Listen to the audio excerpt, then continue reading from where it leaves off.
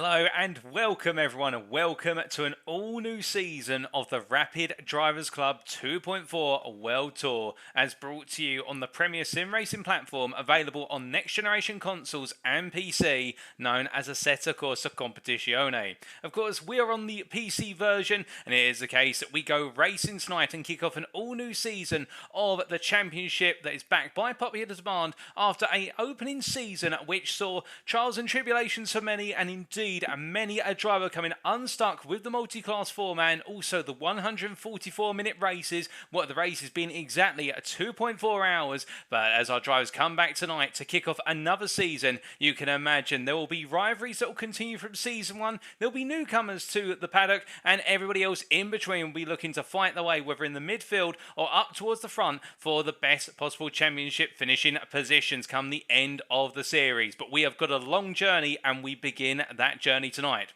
And speaking of beginning our journey, our schedule for tonight, times in British summertime, that's BST or UTC +1, are as follows. In just under 9 minutes, we'll begin underway with our qualifying session for the season opener, 20 minutes in length, and we'll tell you a little bit more about how the qualifying session is organised shortly, after which we'll be heading straight into the gridding process and then going racing for 144 minutes at what is 25 to 8. Straight after that, of course, we'll be taking a brief breather before returning for our post-race interviews with our class winners. So our winner in the GT3 class, and also our winners in the BMW M2 CS racing class. As for the broadcast and commentary, you have myself in the commentary box. My name is Paul Walsh, also known as Britain a Spit, or TX141, depending on what media you follow me on. And this broadcast is being brought to you live via 2 media platforms for your viewing pleasure.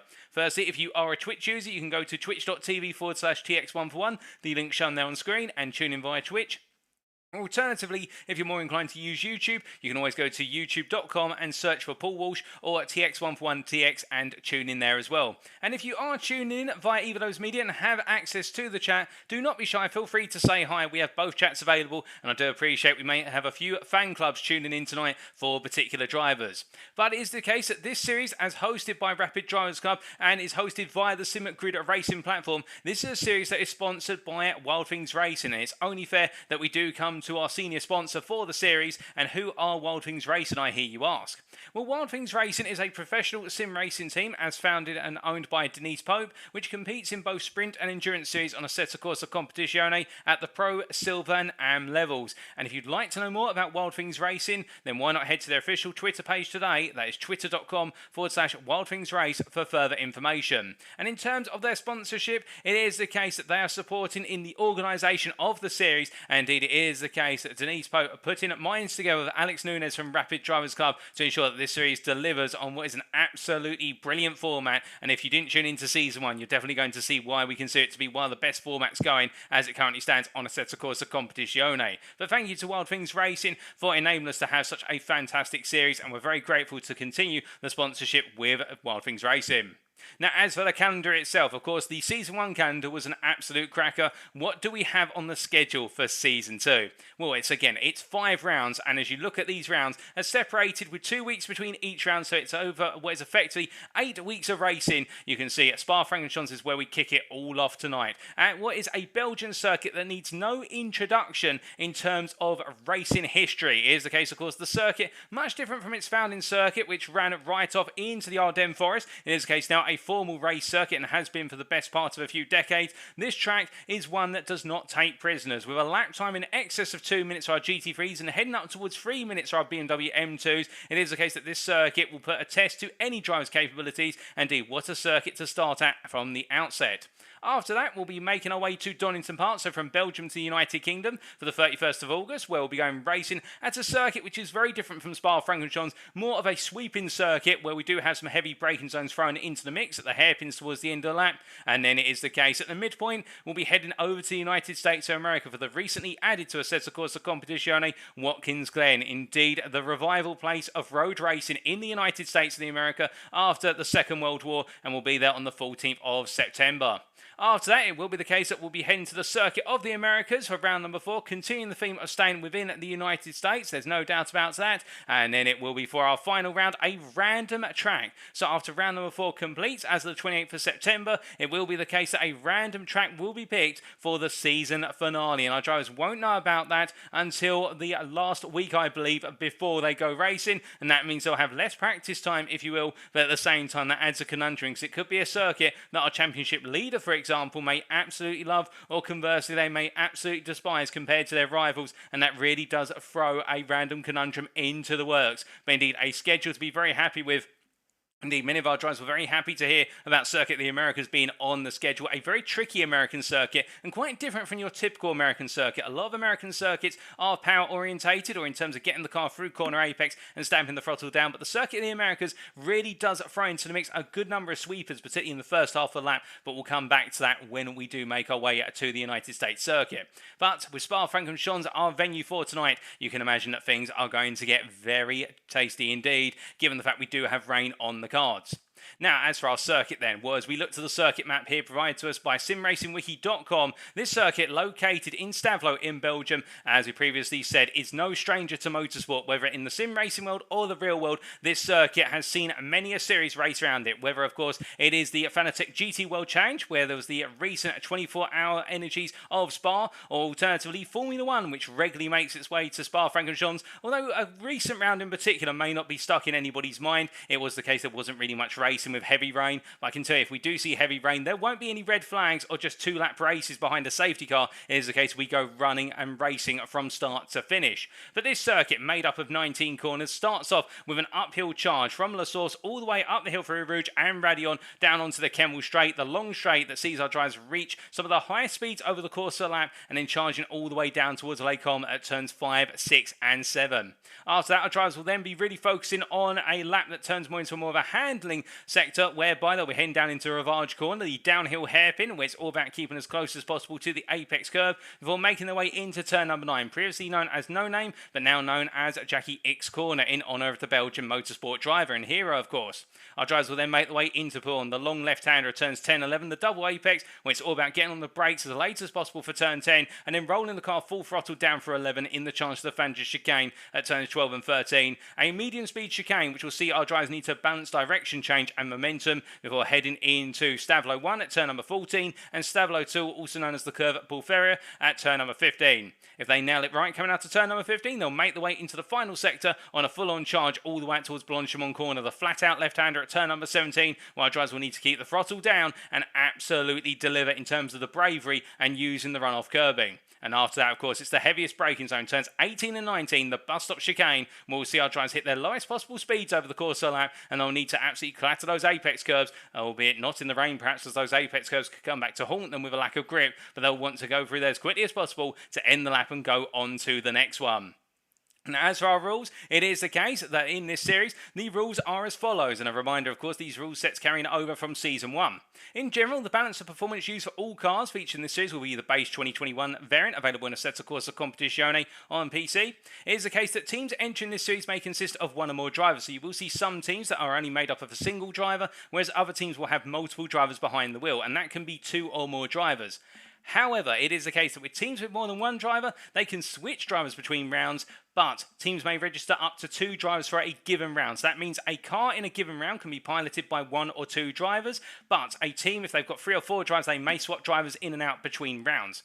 As for qualifying, it is the case the qualifying session will be split into 2 equal halves, with the first half dedicated to the BMW M2 class and the second half to the GT3 class, so 10 minutes apiece, and drivers are permitted to use return to garage whilst out on circuit. And then as for the race, it is the case there is 1 mandatory pit stop on the cards requiring fuel to be added and tyres to be changed, but there is no defined pit window, so drivers may choose when to pit. And if a team is made up of 2 drivers as registered for that round, it is the case there must be a driver swap at some point in the race. If there is no driver swap, there is the case there will be a post-race penalty, a severe one for that team in particular. But that's enough rules and regulations covered, and it is the case now we'll very shortly be going racing, but I have been informed there has been a restart of the server due to a slight technical hitch, so we'll be back within the next minute or 2 with the build-up to qualifying if we haven't already started qualifying. So stay with us, ladies and gentlemen. Slight technical issue, but we'll be back very shortly.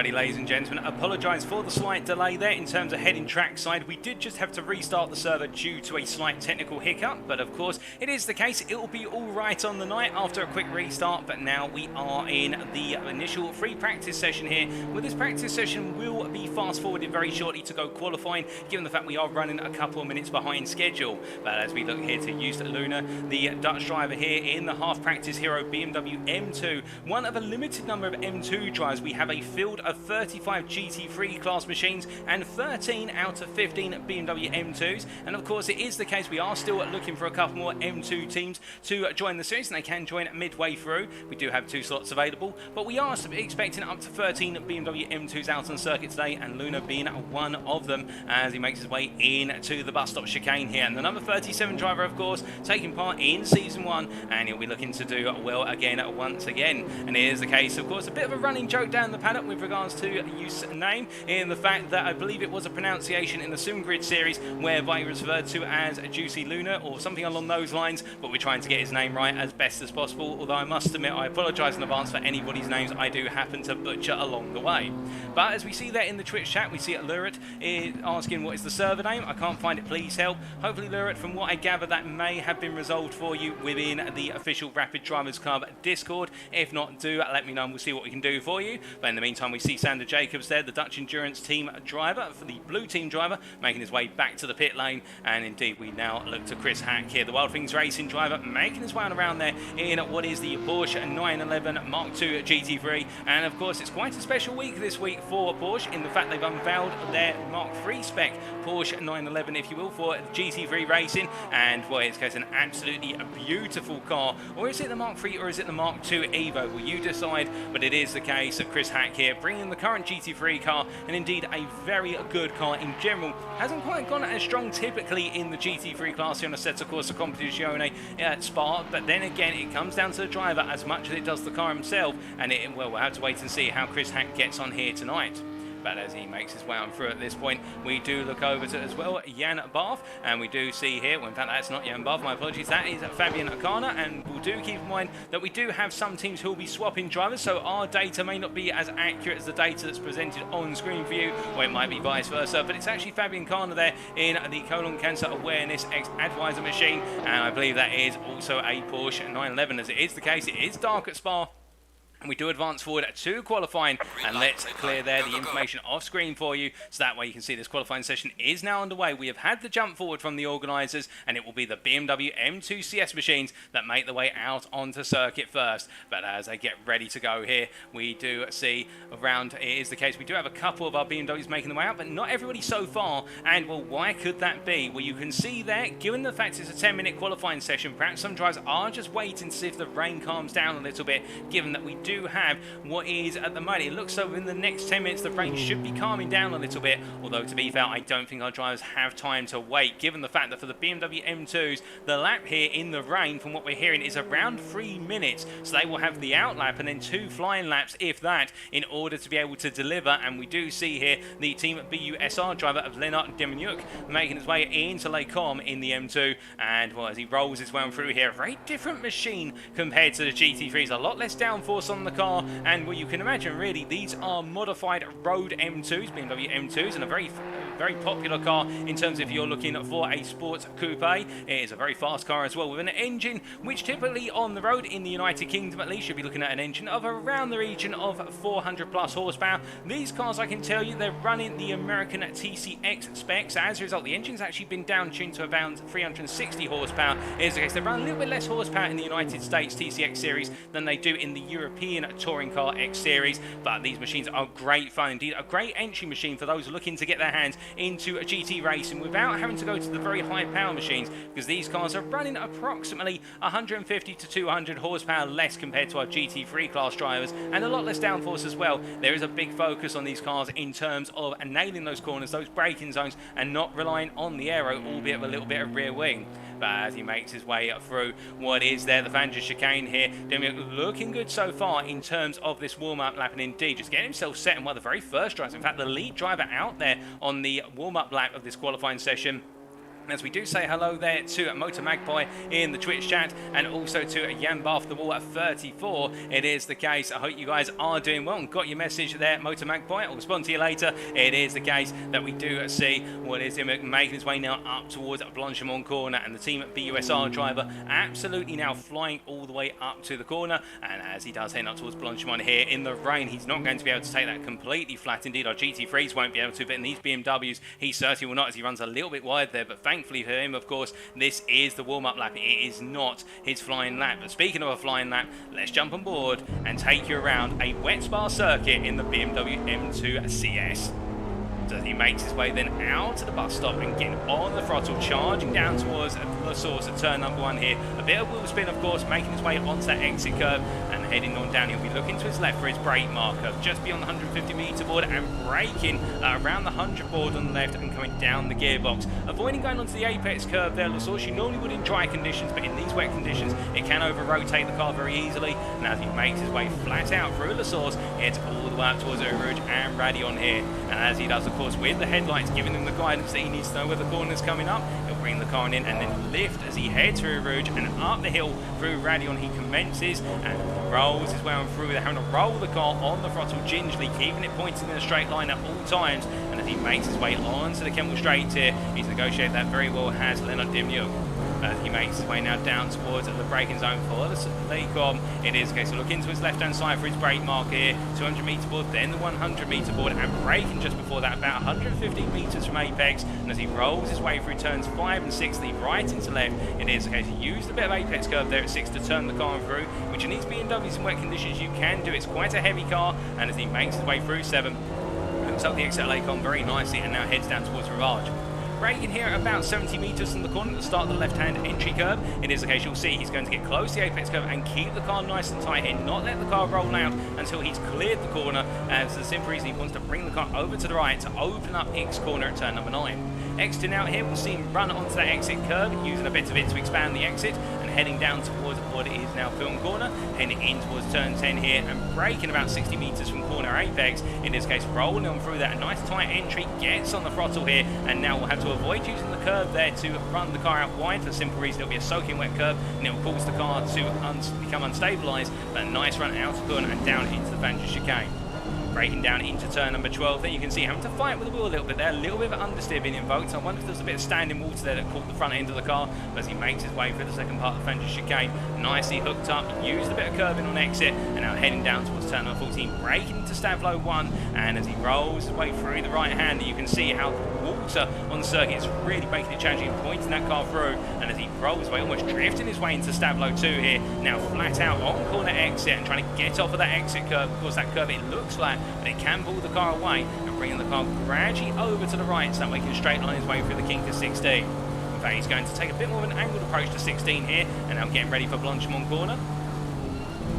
You can hear they're having to brake for Blanchamon simply because there's just not enough grip on the circuit with wet conditions. Now heading into the braking zone for the bus stop chicane, the heavy braking zone that awaits, braking at the 150 metre board and coming all the way down the gearbox into second gear. And as he rolls his way through the first apex, straight line to the second one, and then opening the corner up as late as possible to get a little bit of a whip to the apex. Now charging over that line, it is the case that Dimnuk sets the first flying lap of the session, and it is a 2:57.3. A nice lap there from the Belgian, and you can imagine that team at BUSR will be happy that they've got a good lap on the board.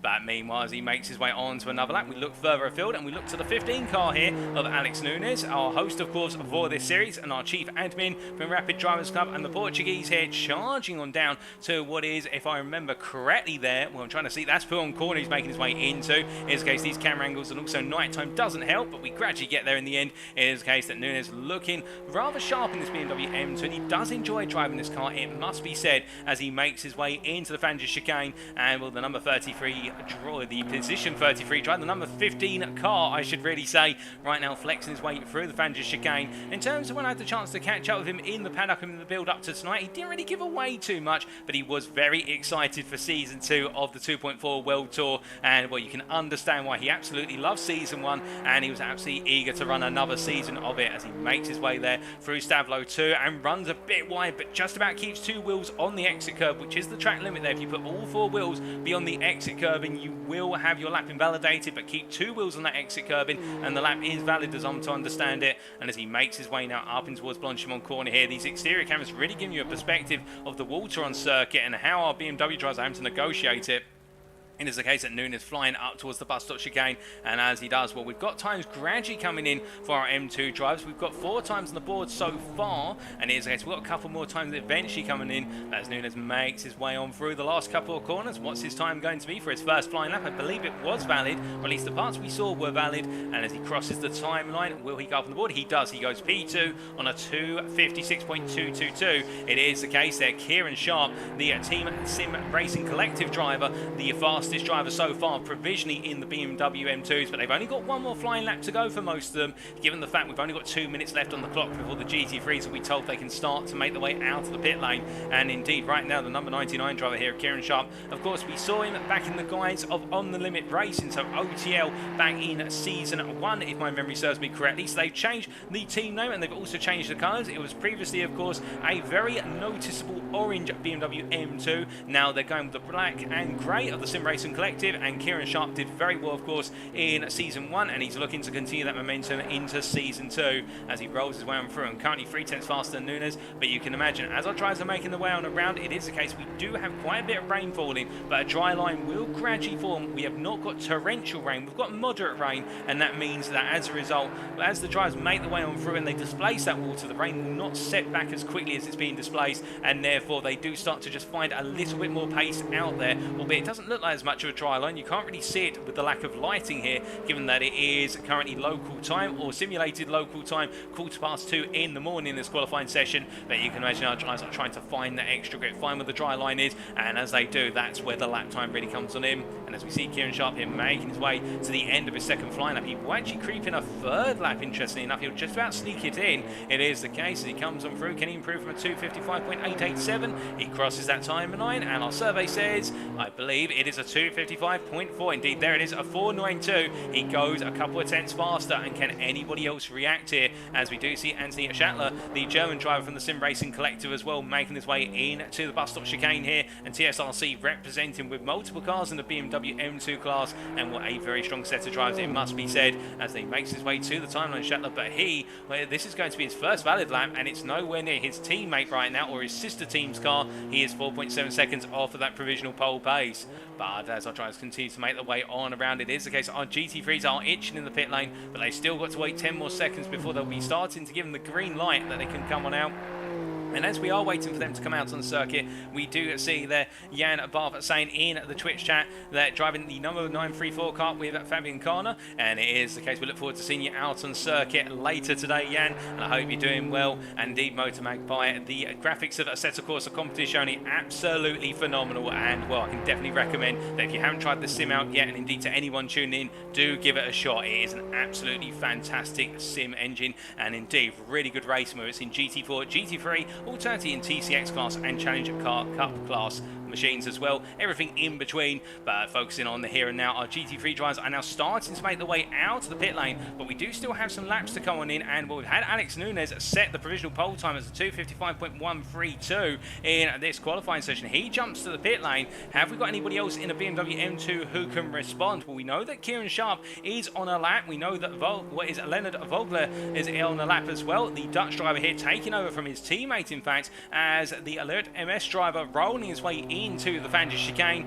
and as he makes his way on through it with 9 minutes left on the clock, it is the case that he'll be just ahead, I think, of the GT3 traffic that's going to be coming on through soon. And speaking of the GT3s, well, it is the case that we've got Kieran Sharp. Well, there is Kieran Sharp making his way through the Fagnes chicane right now, heading down towards Stablo 1, and not too far behind him is the number 74 car of Evan Natafas, and I believe that Natafas is actually also in the M2. Yes, he is, so he's still coming to the end of his qualifying session, but the GT3s are gradually catching up to these guys. I I don't think there'll be a crossover, but it will be very close. But speaking of close, can Kieran Sharp find that 3.5 tenths to get close enough to Alex Nunes to potentially dethrone him from that provisional pole right at the end? And as he makes his way up towards Blanchamon this time, we do cut from him to our number 94 driver here of Vogler as he makes his way up towards the bus stop chicane, currently P6 out of our M2 Cup machine here today, and as he makes his way into that final braking zone, it is the case. Can we see him improve, or will it be the case that he start a long way down? No, P6 is the best. He makes his way to the pit lane.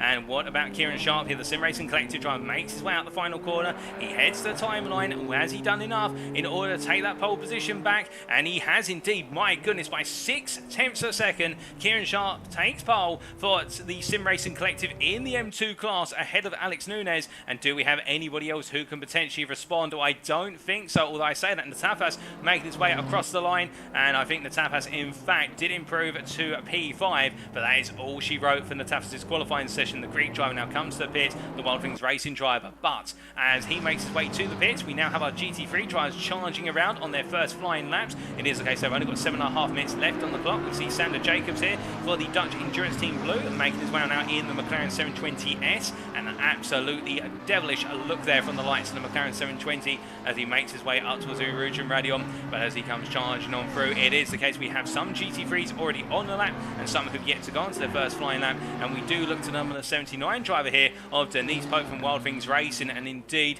the team manager and founder of course of what is Wild Things Racing, as we see bringing the Nissan GTR 2018 machine, which whilst it's no longer used in the official Fanatec GT World Challenge Series as of this year and indeed in the 2021 year, still a very strong car and a competitive one. And let's ride on board here with Denise Pope as she heads on round for the first flying lap of her qualifying session.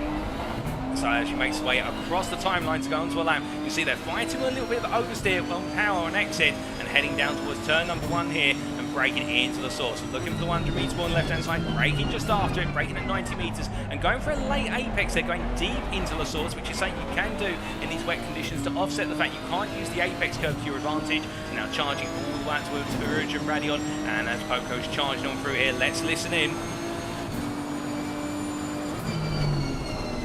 Downshift there, just heading into the uphill right hander before they can get back on the throttle to help rotate the car through that. I think a smart move from Pope rather than relying on just lifting off the throttle and trying to keep the car settled. You can see there's a patch of standing water as our drivers transition onto the Kemble Straight and feeling that as she drove through it and unsettling the front end of the car, but keeping it pointed in a straight line just about as she heads down into Lake Com here, and as Pope rolls their way through the right into left, it is the Wild Things Racing driver having to fight with that front end. That Nissan GTR just not wanting to cooperate at the moment, and coming out of turn number 7 there, you can see understeering a little bit wide, and now heading down the hill towards Revenge and braking on in to what is Revenge Corner, and you can see going deep here, but you may have thought understeering a little bit wide. No, you can go for a V-shaped apex approach there at what is Revenge Corner. It sets up very nicely for the run into X and heading on through the left hand. Now again, really having to force the car through the corner, avoiding using that exit curve there through fear of unsettling the car in the wet.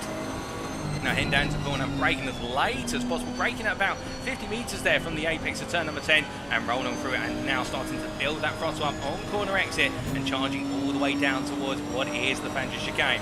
Looking to the left and braking at the start of that left-hand curving, and again looking to go for a late apex here to set the car up for a straight line run into the second part of Fagnes, the left-hander, and in doing so here, just missing the braking point very slightly, the turning point, and in fact having to get the car back under control, and now braking down into what is the first of the 2 Stablo. Stablo 1, and again not using the apex curve there through fear of unsettling the car, but getting nice and close and doing the same into Stablo 2, just a brief kiss of the apex curve, and then on corner exit there, going full throttle on the charge now up towards what is Blanchamon Corner here, and what we're not expecting to go flat out through Blanchamon in the wet, but let's listen in for what happens.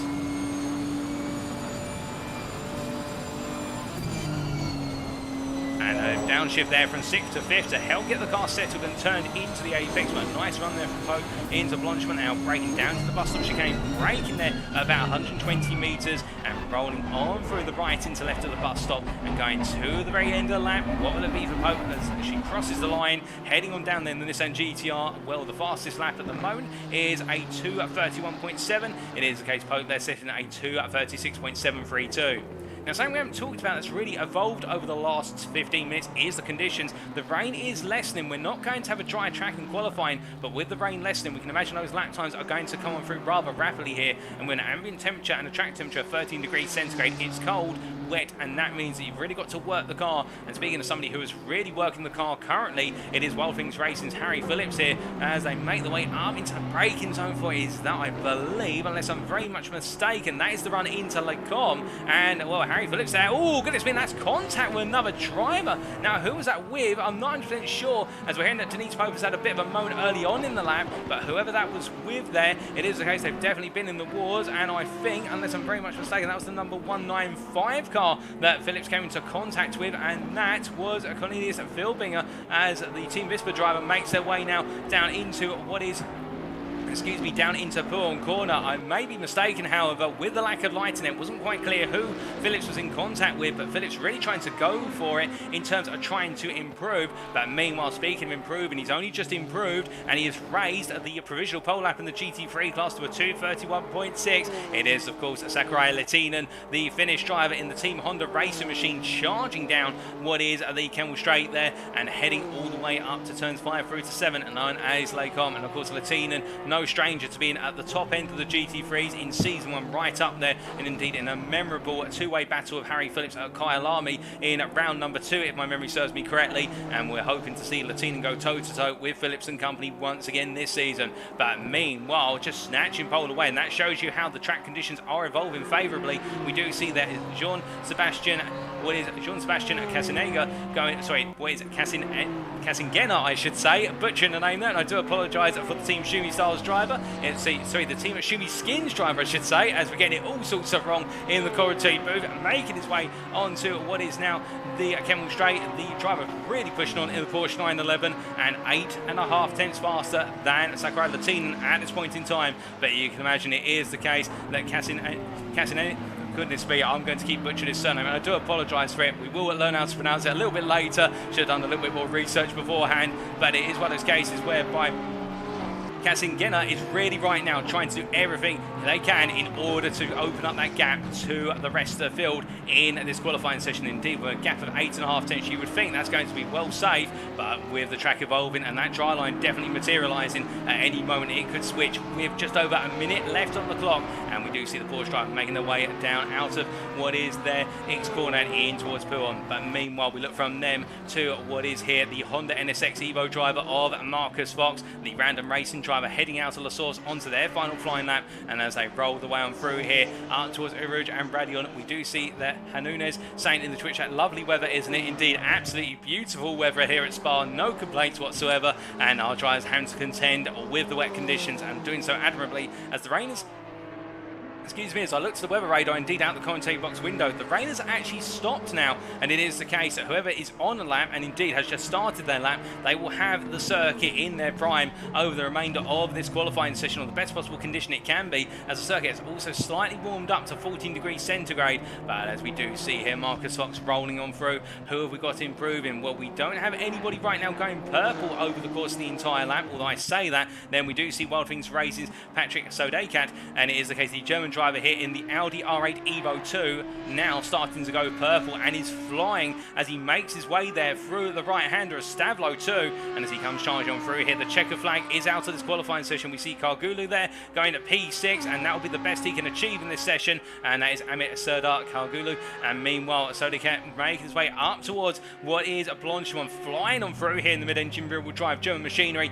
And as he heads to the timeline, well, we do see that Jean-Sebastian Casingena improving it to a 2:30.795, taking provisional pole over Latinen. But meanwhile, what's going to happen here from Sodekat as he comes to the timeline here? Can he improve and take pole position away? He comes across the line. He does. It's a 2:30.382, 4 tenths faster than everybody else. We've still got more laps to come out of it, and can anybody else potentially sneak their way onto that top step, or at least onto that front row, given the fact that the circuit is getting faster with each and every corner turned by a car? As we see Marcus Fox here, he's currently going 2 seconds faster faster than his previous best. It wouldn't be enough for pole, but it definitely puts him right up there towards the front of the field as he comes charging through Blanchamon Corner here in the Honda NSX GT3 Evo, and as he rolls his way through the left hand there of Blanchamon Corner, only 2 corners separating him from his final time. If he's able to nail these, it could be the case that he jumps all the way up to the second row of the grid based on his current prediction, although to be fair, he is looking very competitive, and as he makes his way out of the final 2 corners, losing a bit of time there on the exit of the bus stop chicane,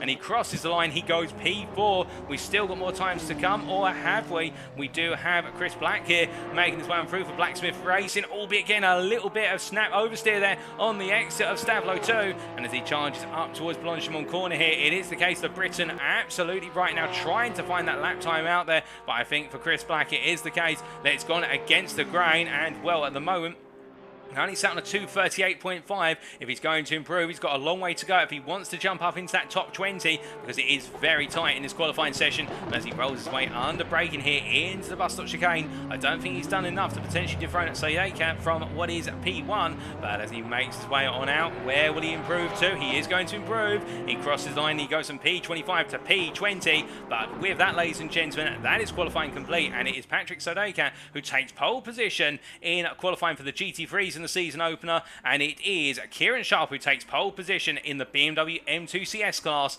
for the season opener here at Spa-Francorchamps in round 1 of season 2 of the 2.4 World Tour. A brilliant qualifying session in the end, and now we do wait to go to the grid for the build up to the race. And indeed, we can see that all of our drivers now parked in the pit lane waiting to go, and as they do wait here for that transition, well, what can we say from the session of qualifying? It is the case that we have seen a couple of surprises, there's no doubt about that, as we are just waiting to clear this information from our screens. It will very shortly clear, no doubt about that, and we do apologise right now that we do have this information up on our screen at the moment. It is the case we can't go straight to the grid, but we will very shortly, and when we do, we'll be going racing. But the things we can take away, firstly, that Spa in the wet definitely proven to be a pain or a thorn in the sides of our drivers, as we do have a lot of information on our screen right now. We can't actually clear this off our screen. Apologies for that, ladies and gentlemen. We will be back very shortly with the menu cleared for you.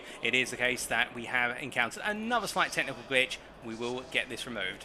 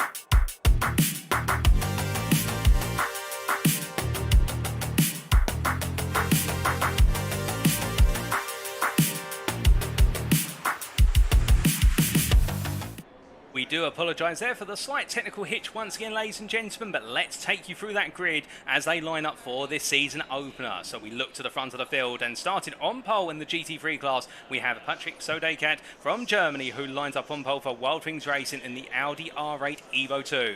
Alongside him on that front row, we have Team Schumi Skins' Cassin Genner, and it is the case the French driver will be starting alongside Sodekat, and there'll be sure to be a charge towards turn number 1 as they get underway, or actually it'll be turns 2 and 3, given that we have the endurance manual double fold rolling start, which see our drivers going racing from the run into Eau Rouge and up the hill. Then starting off our second row, we have Daniel Austins, who lines up P3 for the AMR Daniel Sim Racing team in the Aston Martin V8 Vantage, a very strong car in the wet and over race conditions. And Marcus Fox lines up alongside in the Random Racing Honda NSX. The Austrian driver will look to do well here today from that P4. Starting off our third row, we have Chris Hack from Wild Wings Racing, the Briton being joined in his Porsche 911 by Sakurai Latinen in the Honda NSX for Team Honda Racing. The Finn only managed P6 in the end, but poor timing in qualifying meant he did not put in his final fast lap when the circuit was evolving and that dry line was really coming on through. Our fourth row is made up of Daryl Young from Wild Things Racing and the Audi R8 Evo 2 driver, being joined by Harry Phillips, who starts in P8 here, the Wild Things Racing driver in the Porsche 911 Mark II. We then have Amit Serdar Kargulu, and the Turkish driver here for BMW Sim Racing will be running in the BMW M4 and is being joined on that fifth row by Florian Brauers there, and the German driver from Slow Mo Racing in the Audi R8 Evo 2, finishing off in the top 10 there in qualifying. Just outside the top 10 and starting as the best of the rest in P11 on row number 6, we have Scott Tyshurst in the slow machine there. He'll be starting in P11, the Briton, and he is joined by Callum Conde, the off-pace motorsports driver in the Aston Martin V8 Vantage. Behind the Briton, we have Sander Jacobs, who starts P13 in the Dutch endurance team Blue McLaren 720S, joined by Simon Still in P14, the SS Racing Honda NSX Evo driver. Then in P15, starting off row number 8, we have Richard Pixley from Wild Things Racing in the Porsche 911, being joined on the 8th row by Cornelius Philbinger, the German driver for Team Vispa in the Bentley Continental 2018. Then on row number 9, we have Jack O'Mahony in the BMW M4 from the United Kingdom, being joined by Berker Aras, the Turkish driver there from the Amino Assetto Mother Stella AMG team, and in this case running in the Mercedes AMG 2020 Evo. And then on row number 10, we have Mike Landry starting P19 for Ember Racing in the Audi R8 Evo 2, being joined by Chris Black P20 there in the Blacksmith Racing Porsche 911. And on row number 11, starting P21, we have Fagnes Payne, and he is being joined, the Briton, by Joss Lodge in P22, the Dirty Pedals driver there in the McLaren 720S. We then have Chris McKenna from Distinct Racing starting P23 on what is row number 12, and the Briton being joined by Denise Pope as they get underway here with a manual double file rolling start formation lap. Denise Pope starting P24 for Wild Things Racing. And then we have Ricardo McKing, the Dutch endurance team Gold driver in the Aston Martin there. The Aston Martin, I believe that's the V8 Vantage, unless I'm mistaken. Well, that actually looks like a V12 Vantage now that I say it, but it is the case. He'll be starting in P25, and he is joined by Christian Winkler on that 13th and final GT3 row, the Bentley Fanatec driver starting P26. Last but not least, the GT3 is the German, and he'll be looking to do well in the race. Then in the BMW M2 class, Kieran Sharp taking that pole position for the Sim Racing Collective, the Briton starting P27 and joined on the 14th row by Alex Nunes from the Rapid Drivers Club, the Portuguese driver there. Then behind them we have Lennart Demjanjuk, and it is the case the Finn there, well in fact it's Juuso Helvio now taking over the car. We haven't had our time and data updated, but Juuso Helvio taking over the car, and the Finn starting for Team BUSR in P3 in the BMW M2s P29 on circuit, with Chris Carr alongside him for Fresh Sim Racing starting P30, the Briton. And then on row number 16, we have Evan Natafas, the Greek driver starting for Wild Things Racing in P31, joined by Joost Luna, the Dutch driver there for what is Half Practice Hero, starting P32. And then we have Leonard Vogler, the Dutch driver starting P33 for Lert MS, being joined by Anthony Shatler, the German driver starting for the Sim Racing Collective in P34. And behind them, Fabian Karner on the penultimate row of the grid, starting in P35, not setting a qualifying time in the end, as we're to understand for Fabian Karner, so he's had to start from the back of the field. In fact, we've got 3 GT3 class drivers starting from the back. We also have Carl van Horn starting P36, the Astro Racing Team Carl driver for the Netherlands. And then on our final row, we will have by his own son Francesco Sogetti, the Italian for Sogetti course in the Audi R8 Evo 2, starting P37. But it is the case, of course, a couple of drivers not getting times on the board, but now we have not got long left before we do go racing, and as we do look towards what is the midfield, well, it'll be interesting to see how it all comes down by the time we do get up to speed and run towards Eau Rouge and Raidillon. In terms of conditions, the circuit is still wet, carrying over from qualifying the water, but it is the case, the circuit is gradually dry and we have not got any rain falling at the moment.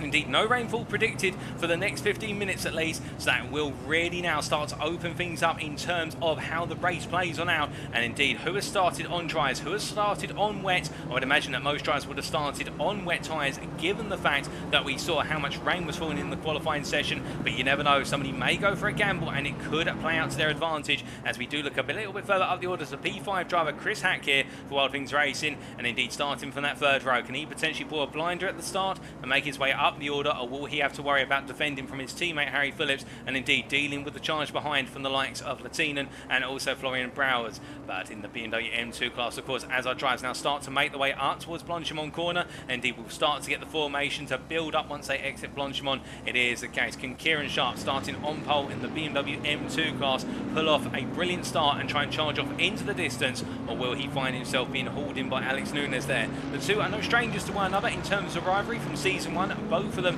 very fast drivers in the BMW M2, and both looking to do well and get their championship campaign off to a flying start. But who out of the two of them will be able to achieve that flying start? That will be the big question. Or will it be the likes of Chris Carr or Yuso Helvio behind who find a way to cause an upset here today? As now drivers make the way down towards the bus stop chicane, and as they do, the formation starts to build here as we look to Patrick Sodacat, the Wild Things Racing driver. The joke, of course, that he's also nicknamed Sodacat, but as he makes his way up towards turn number one, he's only moments away from taking us to the green, and for our first 144 minutes of racing here in Season 2 of the 2.4 World Tour, brought to you at Spa-Francorchamps.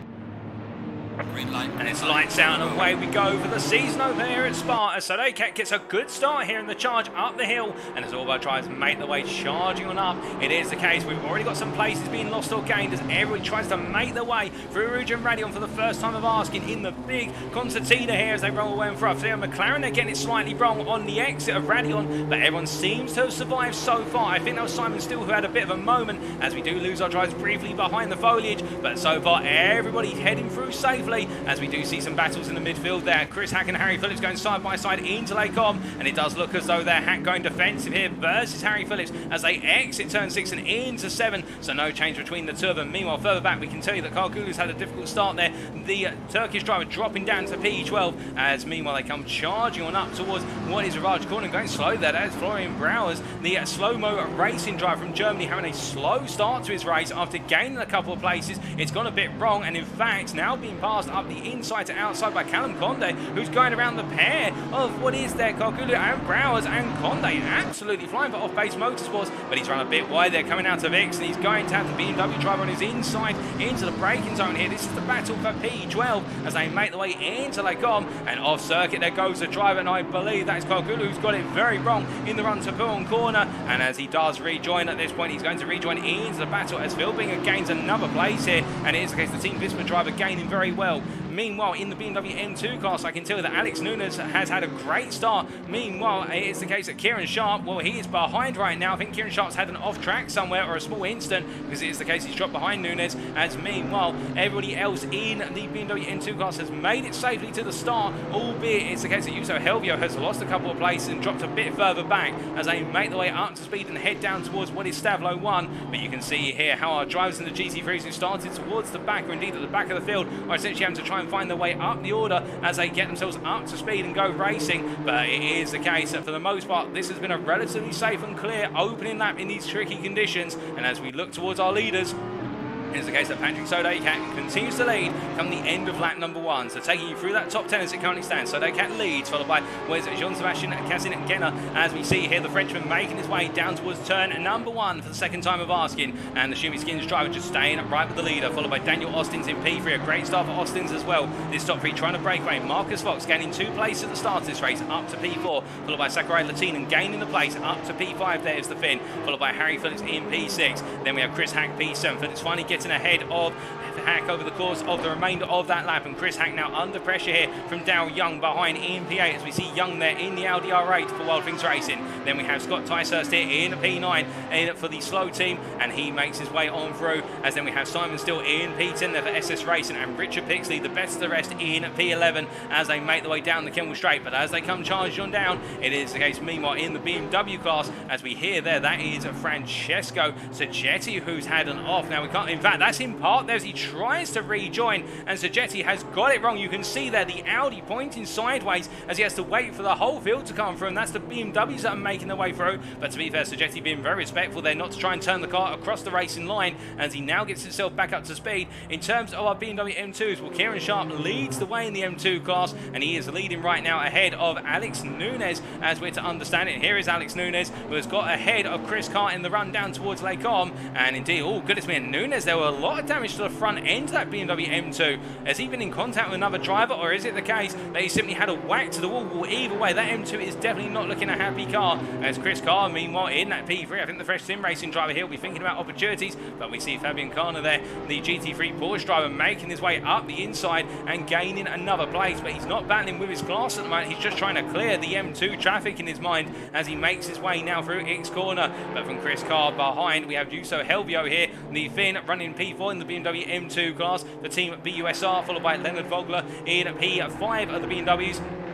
And he has got chasing after him there. That is used at Luna, and the Dutchman here going on the offensive as they make their way down into Blanchamon Corner, and as they roll the way through the left-hander. Well, it is the case. The number 37 driver here can't find his way on through, but we do ride on board with him, as it is the case that we do have Luna. And well, where is our driver? It's the case he's just found his way on through, and I think it's the case that Vogler has actually got it slightly wrong. In fact, he got it caught up on the apex curve there, and we didn't quite see that on camera because we thought Luna was going to be stuck behind him, but Vogler getting it wrong and has dropped the place. And now it's the case that Taffers is trying to close up behind him as they roll their way through what is the Fagnes chicane, and the Taffers definitely having a difficult start but building up momentum, as then it's Anthony Shatler who is in last but not least of our BMW M2s down in P34 overall. But as they make the way on through, it is the case that the Taffers here going on the offensive, and meanwhile we look from them to a little bit further up the road in our GT3s, and it is the case that Josh Lodge here taking over the dirty pedals McLaren 720S, and had a difficult start running in at P17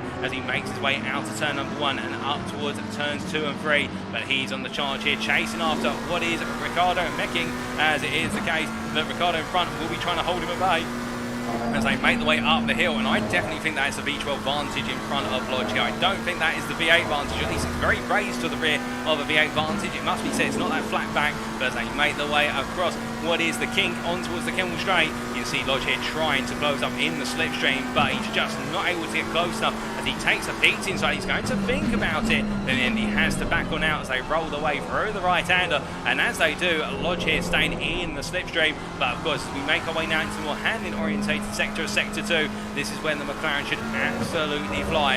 And to respond to the question there from Tycho F1 in the Twitch chat, can we show all the tyres? Unfortunately, we don't have the ability to with the broadcast information we have available in terms of showing what tyres our drivers have started on and whatnot, so we can't give you that information, I'm afraid. But as we do see at Josh Lodge here losing a little bit out versus the King, it is the case that he's just settling down into a rhythm. But as they make the way on through, we look back here to Christian Winkler, who's had a bit of an off-track only moments ago, and that, I do believe, is making his way into what would have been, unless I'm mistaken, heading towards Ravage Corner, and Winkler in the Bentley, where it's gone very wrong at the start of this race, and it is not improving at the moment, but he's got plenty of time, of course, what with this being just shy of a 2.5 hour race, and it's the case it's not over by any means at the moment as he presses on. But as he charges on here, it is the case that he is hunting after Sander Jacobs now in P21. And in fact, there is Jacobs just in front, and Jacobs going quite slowly there in the run into Fagnes chicane, and well, it's the case that we see Winkler there saying, well, don't mind if I do it, and going right up his inside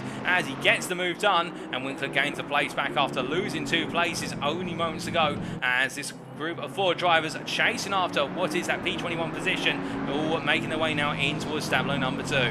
but as they head on through, in fact, they are tucked behind Cargulu as well, and with the M4 try to hand that awful start, of course, after qualifying up towards the top 10. It's the case the BMW Sim Racing driver has lost out massively, losing over 10 places at the start and running in P20 as it currently stands as he heads on up towards Blanchamon Corner. A bit further up the road, we're hearing that Chris McKenna from the Distinct GG team has found his way past Fagnes Payne, and well, the McLaren driver passing his fellow McLaren as he makes his way up to speed and down towards the source. Now, how did it happen? Let's take a look back.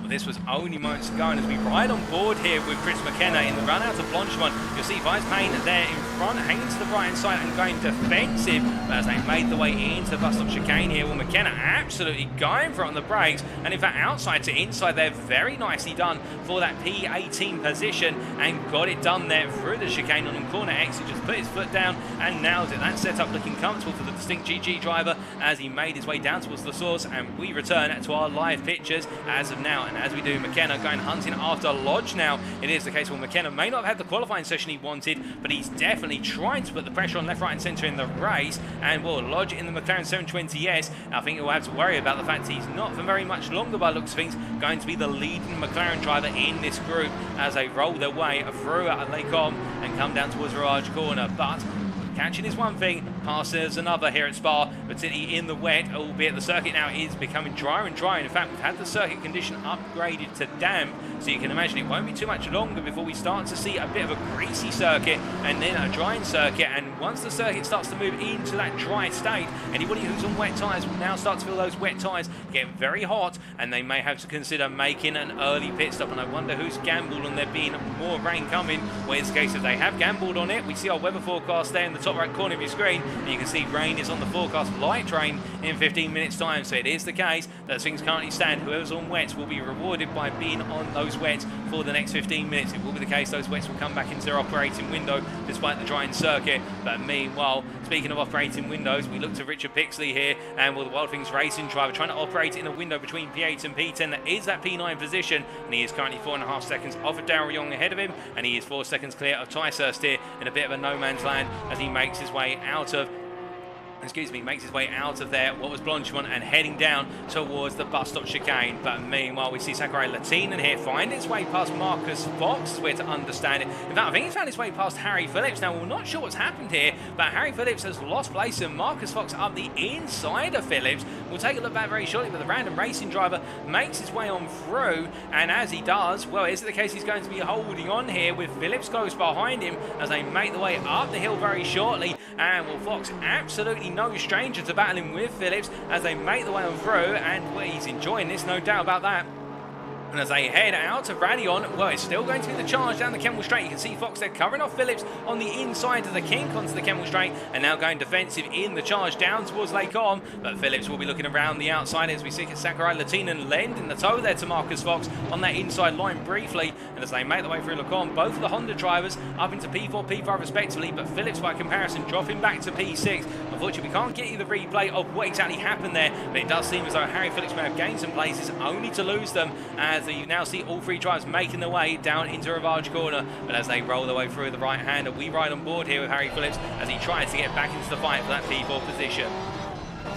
Heading into left-hander here, we can see that wiper is still running on Phillips' car. He may not have turned it off as he gets a little bit of aggressive oversteer there on the exit of X, just running on that exit curve. You can see already with the circuit drying, and in fact in the headlights you can see the dry line on the circuit where it's forming, as we do see there Fox just going slightly wide and oversteering on the exit of Blanchamon Corner, and that's going to cost him the run into the Fagnes chicane. Of Phillips up the inside here in a return move, and it's going to be inside to outside as they roll away from the right into left-hander, and Fox, well, he almost loses the rear again. That Honda looking very unstable, but to be fair, the Honda is one of the most difficult cars in terms of its driving capacity, in the fact that it is right on the limit if you're going to be driving at its best possible speed. But right now Marcus Fox definitely, I think, feeling as though after making that move, it's now come back to haunt him in the fact that the car was just a bit unsteady in the second portion of the lap, and he's lost the place to Phillips. But as he makes his way now down towards Blanchamon here, Chris Hack is not too far behind. You can imagine Hack would love to have a go at this to try and get that P6 off of Fox.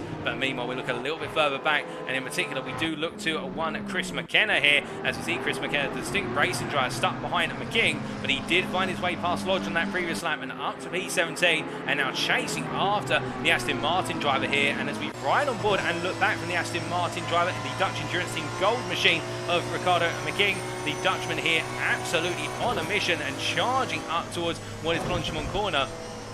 As he comes on through that understeering very wide, and in fact he runs the runoff area here, he's going to lose a lot of momentum, and I wouldn't be surprised if we see McKenna goes round the outside under braking here and gets the move done, and he does, and I can confirm that is an Aston Martin V12 Vantage that's being driven by the Dutchman here. Well, I'd never thought I'd see the day where the Aston Martin V12 Vantage will be making its way back onto the GT3 circuit. That's absolutely wonderful to see, as that 6-litre V12 engine roars its way around the circuit. Won't be as strong in the corners, but definitely be a beast on the straights. Meanwhile, Joss Lodge here in a battle with what is Fagnes, and well, up the inside he was, going through La Source, having to cover off Fagnes, trying to go outside on cutback, but Fagnes not able to find his way on through in the end, and both drivers make their way up towards now Eau Rouge and Raidillon, and Fagnes falling backwards as they charge through the right into left. And I think it is the case that the Briton here are really struggling at this point in the race by comparison with his rivals ahead of him.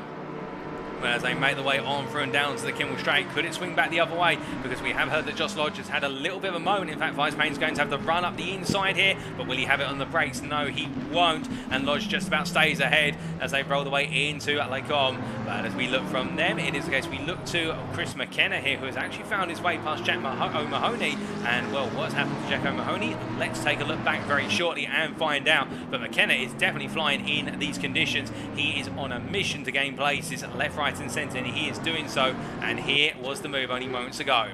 Well, you can see here it is the case. O'Mahony was on the inside under braking into Lake Om, and McKenna looking around the outside, in fact going for the cut back there and getting O'Mahony to go deep under braking, and McKenna getting it done in a rather intriguing switchback move, but he's made it work, and now he's up into that P15 and trying to go on the charge, as we see O'Mahony now under that pressure, of course, from McKing, and very shortly we'll be returning to those live pictures. And well, McKing will be thinking, how can I do that? How can I find a way past the M4? Well, I think he's got some way to go, because he won't quite have it in the handling stakes. He'll have it in the power stakes later on in the lap. But we're looking from them, we look here to Kieran Sharp, as we're hearing that Amit Sardar Kargulu and also Sander Jacobs are into the pits, and I would imagine it's either to repair damage to the car, or alternatively they decided to try and start on dries and it's not worked out for them. But as we do look to our leader in the BMW M2 class here of Kieran Sharp, it is the case our M2 drivers have spaced out a little bit so far after some early lap battling. It is the case that with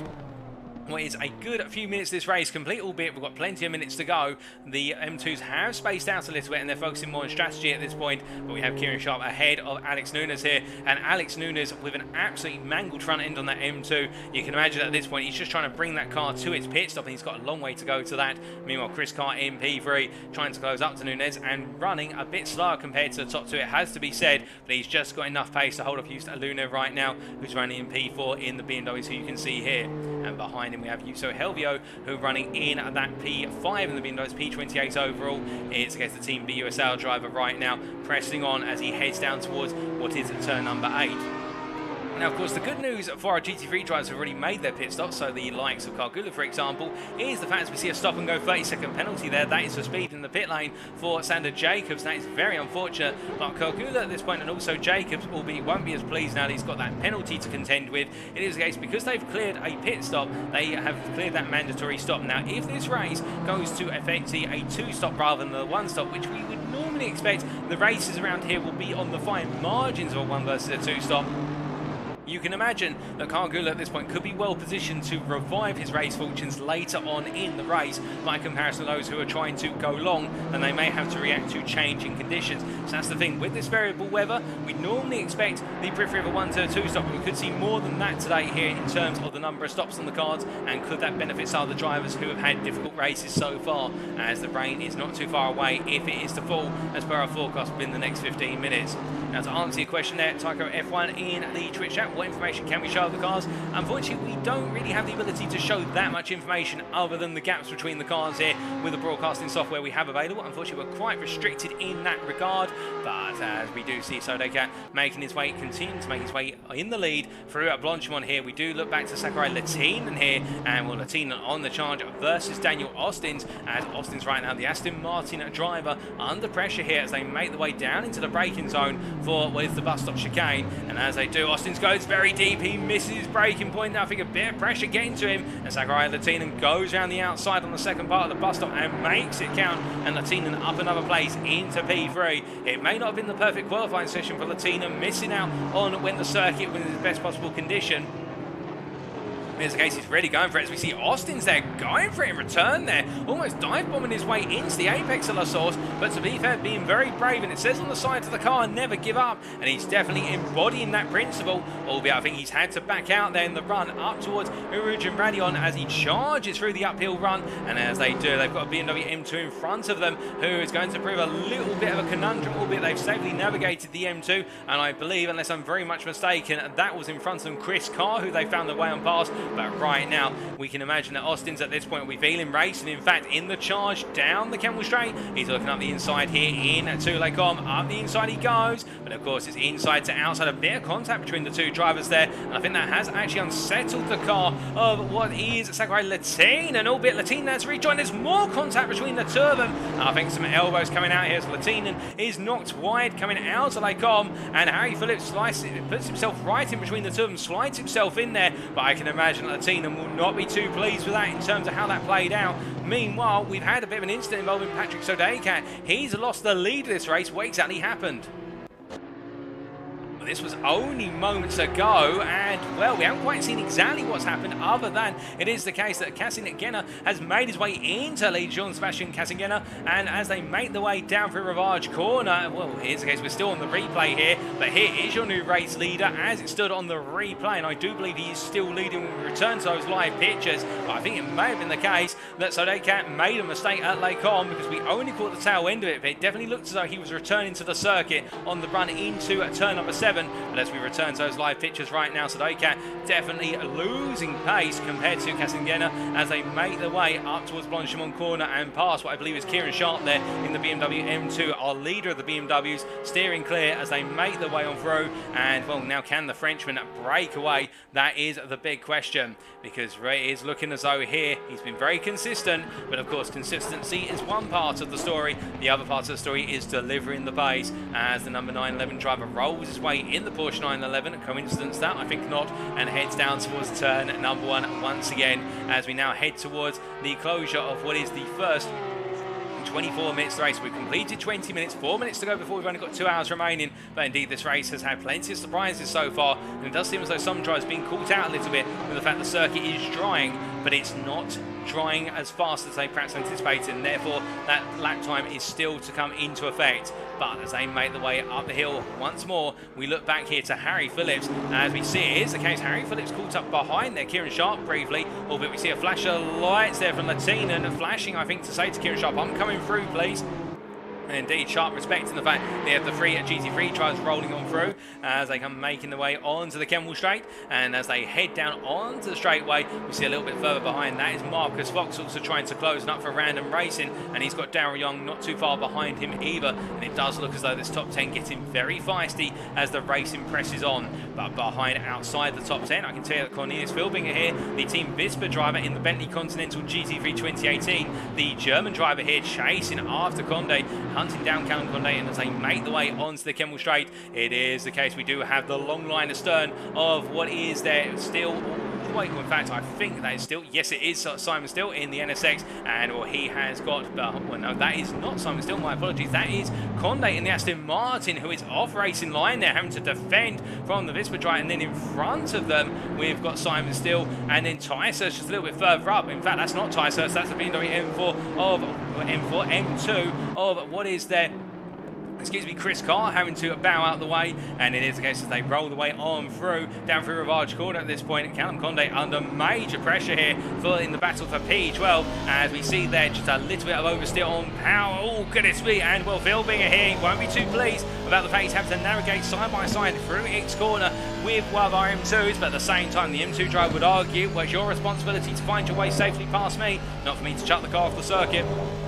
As they roll the way through Pullen, Conde there almost chucking it off circuit himself, going a little bit wide, coming out of the first part of Pullen, understeering as he tried to hook up the second apex, and in return that has cost him the ability to break away. And now the battle for P12 continues as our drivers roll their way through the Fagnes chicane. Now as they come through the corner and head down towards what is Stavlo 1, it is the case we can see there Philbinger definitely getting back into the fight, and look at the weather radar. You can see it's less than 5 minutes before we have rain once again, and that rain is going to intensify, it's predicted, over the course of the 15 minutes time. So you can imagine now, whoever was banking on this race becoming a dry race, it's definitely not going that way. And indeed, anybody on wet tyres that are getting quite hot, those tyres are going to get a nice cooling effect. But right now, Callum Conde flying away after the exit of Stavlo 2 as they head up in towards Blanchamon. But as they do, Philbinger trying to get closer, and also at Landreth here, Mike Landreth from Ember Racing also in this hunt, albeit between him and Philbinger, he does have that in front of him, that is Kargulu, and the Turkish driver, well, he is a lap down. I think Kargulu's trying to unlap himself right now, and Landreth won't mind it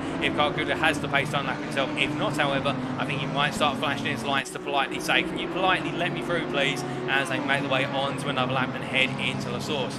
Now, whilst all this has been happening, we should point out, this is the case, we saw him in the Twitch chat earlier, we saw Jan Barth, and now we do see that Jan Barth has taken over the colon cancer awareness ex-Advisor machine. It is the case they had a disconnection, and Barth running in P35 out on circuit, in fact P34 as we're to understand it. He has taken over the car from his teammate and is now pressing on him. They're trying to recover their way into the race, and they've got some way to go, given the fact their first target is the BMW M2 of Shatler that is 40.5 seconds up the road. But meanwhile, we see, oh goodness me, and now something has really kicked off here in the run down the Kemmel Straight, and Callum Conde going slowly, and also with Cornelius Philbinger, what's happened? Well, this was only moments ago, and as we look back here, we're looking at Callum Conde heading into Eau Rouge and Raidillon. Now, did he get into contact there with Philbinger? Well, it is the case. Philbinger had the run through the corner, and well, Philbinger looked up the inside through Raidillon, and the two drivers came together there. Well, I think that's going to be one that the stewards are going to work their way on through. And keep in mind, of course, there's no live stewarding. All stewarding is done post-race. I think Philbinger would argue he'd done enough to get alongside in the run to Raidillon, whereas I think it would be the case that Conde would argue, well, no, it's the case I couldn't see him coming, given the fact that I was trying to make my way through Raidillon, and therefore he didn't really have the right to just put it down the inside. Well, either way it's interpreted, I'm grateful I'm in the commentary booth and not in the stewarding booth, because that is going to be a challenging one for all considered. But meanwhile, we look from Conde here, who's lost out, of course. He's lost a couple of places to the driver who's gained it all, and that is Jack O'Mahony here, as we do see the Briton in the BMW M4 under pressure from Chris McKenna, and McKenna is absolutely on a charge, it has to be said. In terms of his lap times right now, lapping in what is the 2:32s on average, he's really putting the pressure on the drivers in front of him. O'Mahony here in return putting the pressure on Landreth. Indeed, I think he'll want to get that move done on Landreth fast, because if he doesn't, it will be the case that McKenna behind will really try to find a way through, trying to muscle his way on through as they make the way up towards Blanchamon Corner in the darkness here, and we're not expecting the light to come anytime soon, given that it is the case that it is 20 to 4 in the morning local time. You see Mahoney there just very slightly having to dab on the brake to get the car to slow down enough, and as he rolls his way into the bus stop chicane, McKenna running a little bit wide and having to bring the car back onto circuit, and as they roll the way into the bus stop chicane, well, now it will be the case that O'Mahony will have the opportunity to put pressure on this man. Oh, goodness me, and Landreth there gets it wrong, and on corner exit starts to turn sideways, and O'Mahony sends him round there, albeit I think it would be argued that O'Mahony was hoping that Landreth could get it back under control, but that is very unfortunate for Landreth. After running a good race at Ember Racing, he now drops all the way down to P19, and it was the smallest of taps there that sent him all the way round after he was making a mistake of his own doing, but indeed he won't be too pleased about that. But meanwhile, as we look from Landreth to our leaders, we look to Jean-Sébastien Cassinguena, and it is the case the Frenchman here, the Team Schumi Skins driver, heading down towards what is unless we're very much mistaken, Blanchamon Corner, and as he rolls his way through the downhill left-hander, it is the case he has got the pressure of Sodekat, and indeed the German driver closing up once again after that unfortunate moment at Lake Com about 6 laps ago where it all went wrong, but now he is on the charge on lap number 11 here, and further back we've got Harry Phillips finding his way past Daniel Austins, and Sakurai Latinen also getting close here, and Marcus Fox also in this fight as we ride on board here with the Team Honda racing driver from Finland. And as he finds himself between the rock and a hard place of the Aston Martin in front and the Honda NSX behind, it is the case of Latino, of course, no stranger to battling with Wes Austins. Of course, the two of them came together earlier on, and we did see quite a few elbows out between the pair, making their way into Lake Com, and Latino will be very aware of that, and I'm sure Austins will be aware of it as well. And you can imagine Austins does not want to let Latino on through for the simple reason, I think he worries that if he lets Latino go, he'll never catch up to him again, because we do know that the Aston Martin V8 Vantage, not a strong pace car, it is very strong in changing conditions. However, as the rain is now starting to pour again, you can see it there on the windscreen of Latino's car, the wiper working hard, and well, Austin's getting a full run there through Blanchamon. Latino looking for the move, he's going to try and go all the way around the outside, but as he does there, we can see it is the case. He goes to the cut back into the bus stop chicane, he goes for another cut back here, and it's a nice setup, and he'll be too wide as they make the way out to the bus stop chicane, heading down towards La Source corner. Now, we saw Austin's last time go very late on the brakes into La Source to force the move into turn 1. He's going to do it again as we see a flash of the lights, and Latinen, well, he gives the space in him, but he literally gives the minimum space. I think Latinen's not too pleased with Austin coming from quite far back there. I think Austin would argue, well, you left the door open so I can go for it. I think Latinen at this point just wants to clear the Aston Martin driver in this battle for P4 so he can go hunting after Harry Phillips, but Austin has other ideas as we see Marcus Fox there making it a little bit of an error in terms of running straight across the Raidillon curb, and therefore that is an off track that will go to his tally. I believe his automated tally. Remember, our drivers get 3 off tracks they're permitted. The 4th one, if they're considered to have gained an advantage on the 4th one, they will pick up a drive-through penalty, and Marcus Fox will not want to make that mistake more than once tonight as he rolls his way through Lake Com in P6 and definitely closing up and getting into the fight with the top 5 here as he makes his way through turn number 7. But as he does, we look from him to a bit further down the order, and in particular to Fives Payne, and well, the British driver here right now in P15 in the McLaren finds himself hunting down Callum Condé.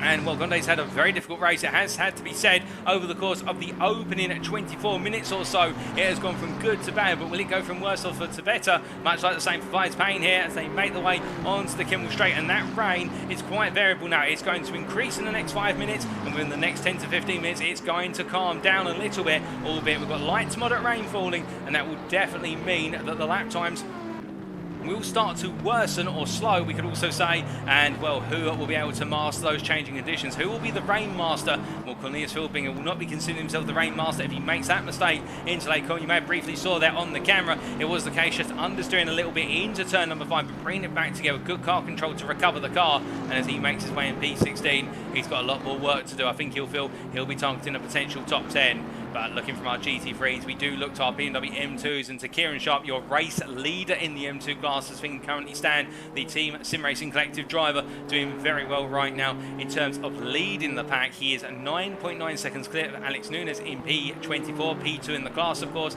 And where is Nunes by comparison? Here he is. And the lap time delta between the two of them on average is a lap time delta of somewhere in the region of a 10th or 2, albeit on the last couple of laps, Nunes has actually started to bring the gap down very slightly. But again, they are adapting to those changing conditions in terms of the rain. So you can imagine right now, maybe the case that Nunes is reacting a little bit better at this point, but we'll wait and see how it averages out as time wears on. But indeed, in at P3 in the class, we have Chris Carr here. And well, it is the case, the Briton here, the Fresh Sim Racing driver. We saw him earlier having to negotiate what's the situation involving some GT3s, but we must cut away from him. So I think we've had a bit of an instant involving multiple drivers. Let's find Payne and Callum Condé. Well, oh, goodness me, what's happened to Condé?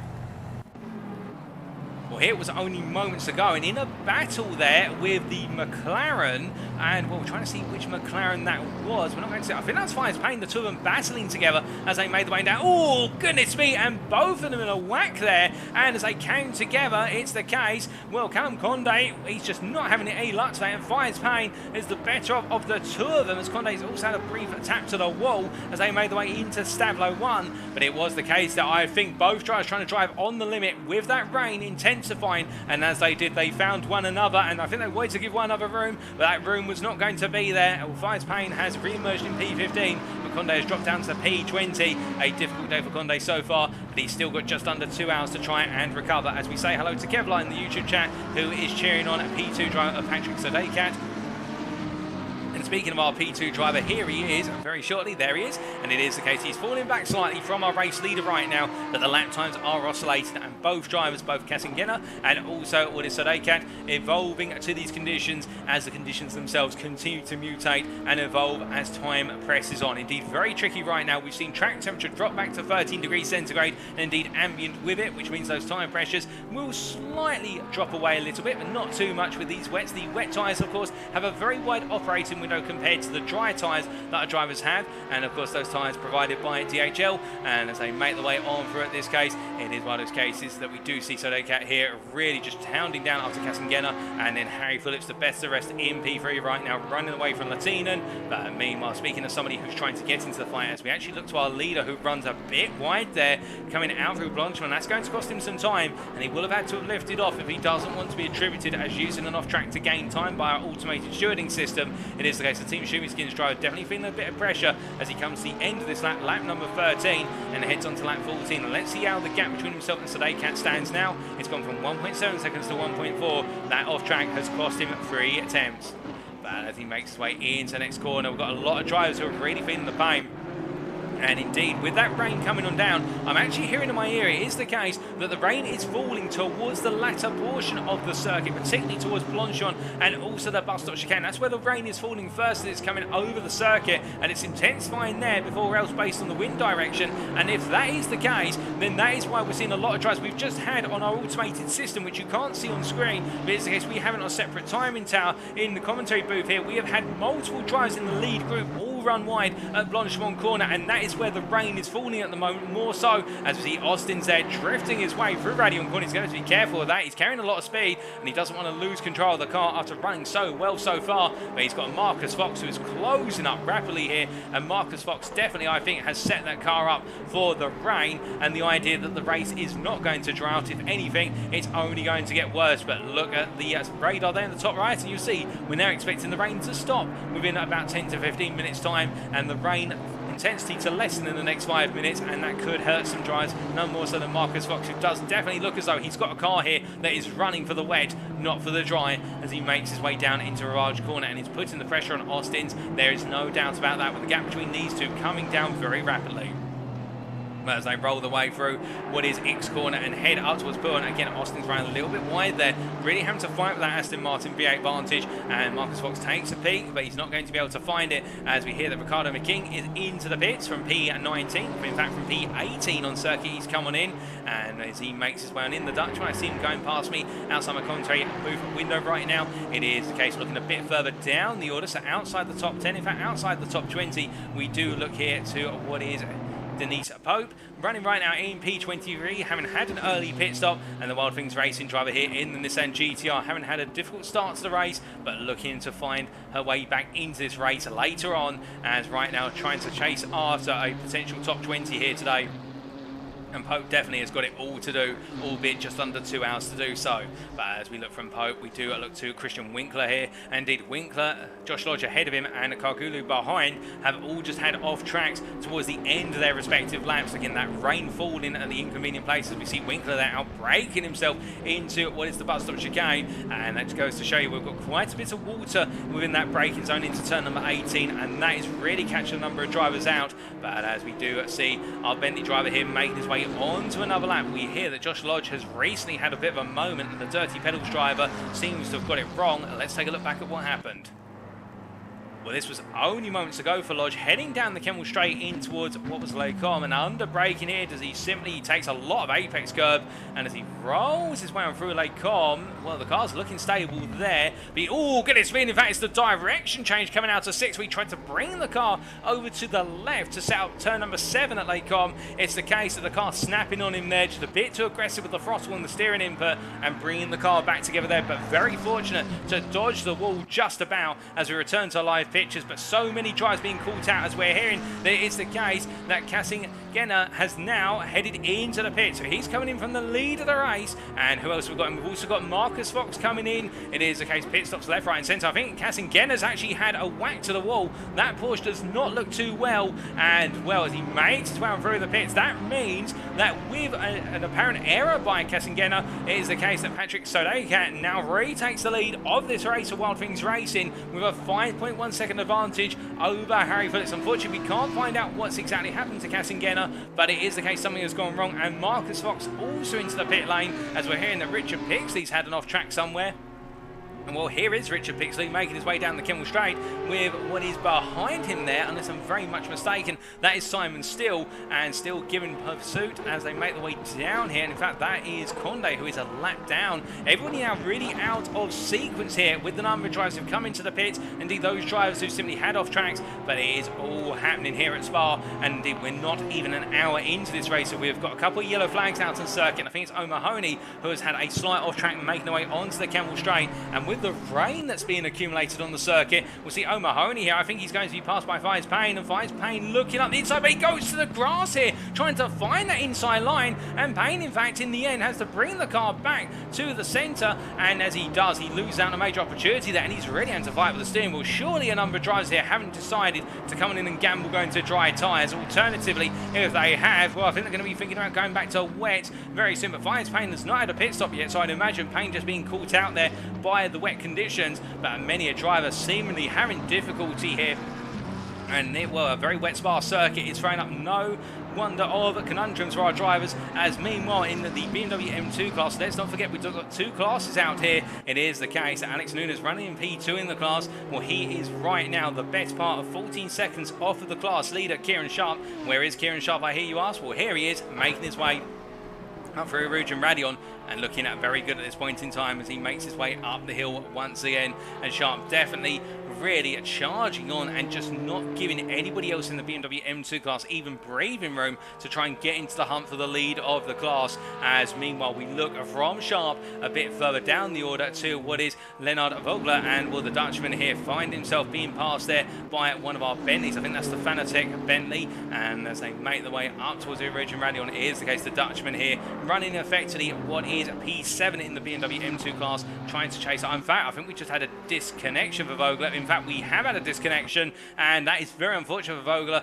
who was at the time running comfortably in that position, and that has promoted Mikhail Jambu up to what is P34, the best, obviously the last but not least driver in the BMW M2 class, and indeed our last driver on circuit in the timings as it currently stands. And the Frenchman in the Sim Racing Collective car, I think at this point just trying to bring the car on home and potentially benefit from the mistakes of others as time wears on. But indeed it is the case there, having taken a pit stop already, much like Natapas. I wonder if some of our M2 drivers gamble started on the dries, and that gamble has just not paid dividends for them. But speaking of paying dividends right now, it is the case that we have got Fives Payne, who's gained a position here on O'Mahony, as it is the case. I think O'Mahony's had a bit of an error, and oh goodness me, what on earth has happened to O'Mahony? He's literally parked up on the run into La Source. I'm not sure what's happened there, but he's now bringing it back together. But the car was just stopped there for a brief moment. Was that a technical issue with the car? Did it all just switch off and he's had to literally switch the car back on, hit a restart? Well, whatever's happened, it's gone wrong. And speaking of more drama here, it is the case, we looked at our P2 driver, Harry Phillips, and that's no lie, that is a drive-through penalty for Harry Phillips, and that will be from the automated shooting system for track limits. He's cut track limits too many times, and so according to our automated system, gained too much time from it, so it will be the case he has to take a drive-through penalty within 3 laps of being awarded the drive-through penalty from the lap he's on. And well, that is going to be absolutely punishing, because the one thing about the pit lane here at Spa-Francorchamps, the endurance pit lane, it is an incredibly long pit lane. It's not just the old F1 pit lane, it's not just the new F1 pit lane, it's the full combination of both pit lanes, and Harry Phillips will feel that in the fact that he'll have to lose at least 30 seconds of time just making his way through the pit lane. He's not allowed to box to take a change of tyres or put fuel in, he's just got to come on in, and here he comes to serve this penalty. And indeed his race now will take on the form of a uphill battle, where he'll be looking to try and recover as much time as possible after losing time. As he makes his way into the pit lane, you can see there the amount of standing water that's accumulating in in the pit lane, where our drivers are not really making pit stops at the moment. We haven't had too many pit stops, although I say that.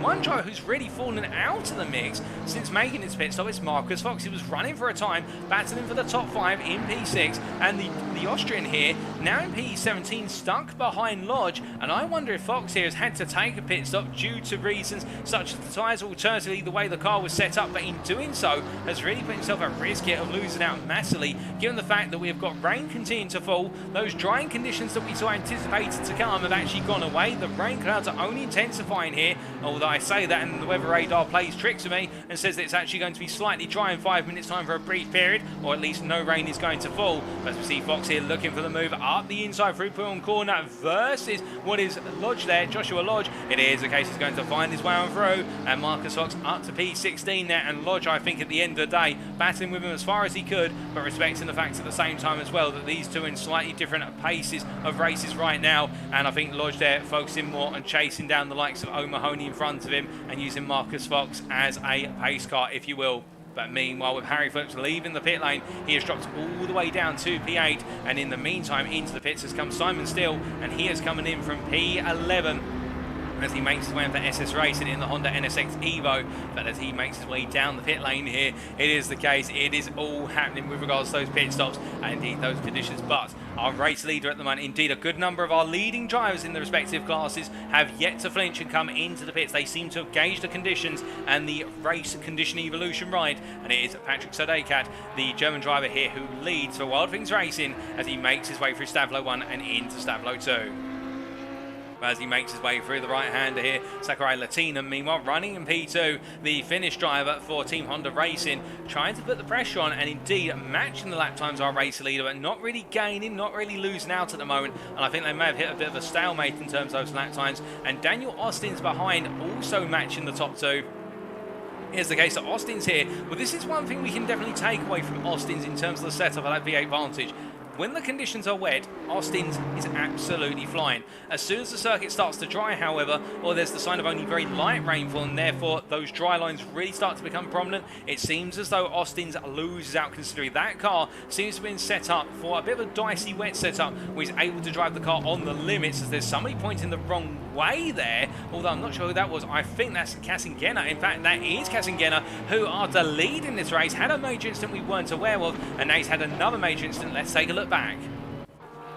Well, this was only moments ago as he was making his way into Blanchamon Corner. He's taken a bit too much speed and rejoined the circuit and then come into the kink before the bus stop chicane, and the car's just snapped loose on him there. And I think it is one of those situations for Kassingena where he's been running so strongly in terms of pace and now it has come away from him. But whilst we are waiting for him to return to the circuit, indeed he does there, and we do wait to return to our live pictures very shortly. It is the case that he's got a long way to go, and to be fair, with the pace he was showing earlier on, the fact he owns the fastest lap, which is worth 2 points in this series per round, you can imagine that he will not flinch and he will not give up until the final checkered flag. But as he makes his way on down the Kemmel Straights here, we are hearing that more and more drivers are having brief moments as well. Daniel Austin's has just had a moment out on circuit, and indeed so has Latinen, as both drivers here make their way through Lecom. Meanwhile, a bit further back there is Harry Phillips finding his way past Richard Pixley through La Source, and as they make the way uphill, it is the case we look on board and ride back from Harry Phillips' car.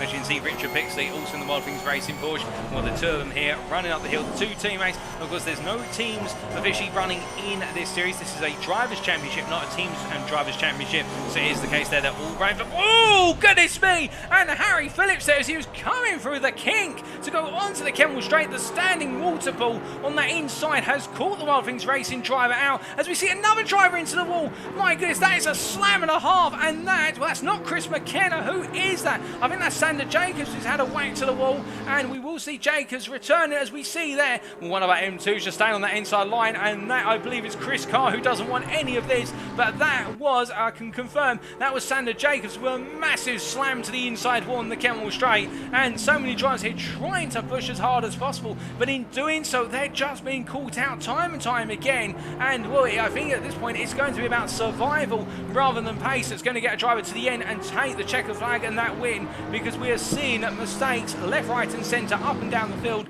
in these absolutely treacherous conditions. As we see Fires Payne, they're taking a little bit of a peek to make his way past the BMW M2 in front. I believe that is Alex Nunes in front of him, unless I'm mistaken. No, that's not Nunes, in fact. That is the number 37 car, or what is, unless I'm very much mistaken, used to Luna, and it is against Luna there, deciding to just run a little bit wide coming out of X. To be fair, he can do that in the M2, but in doing so, he also gives the space on the inside for the McLaren driver to come on through. But the problem for Luna is, look who's behind him. That is Chris Carr, and I think, in fact, these two have swapped places quite recently, and as they make their way through, Alex Nunes, in fact, in the pit lane, he's been demoted from P2 to what is P5 in the BMW M2 class. But as they make the way around right now, Luna definitely under a bit of pressure as they head on through the Fagnes chicane, and Chris Carr will want to get ever closer as they roll their way on around. But we ride on board here with Chris Carr from Fresh Sim Racing, and if anything, he's actually seemingly losing pace versus his Dutch rival, and I wonder here where it's the case of Chris Carr,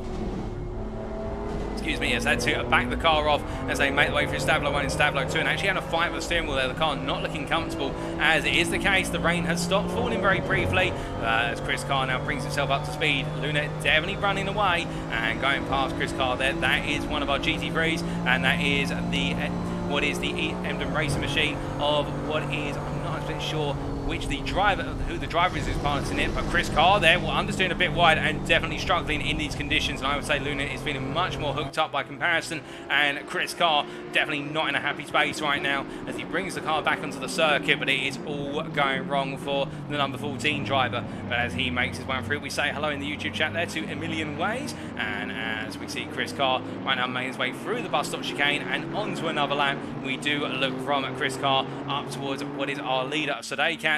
And well, the German driver here really just charging on and feeling very comfortable in these conditions. 4 attempts he gained on that previous lap versus Latinen, and that gap is opening up now to around 10 seconds. As meanwhile, here is your P2 driver.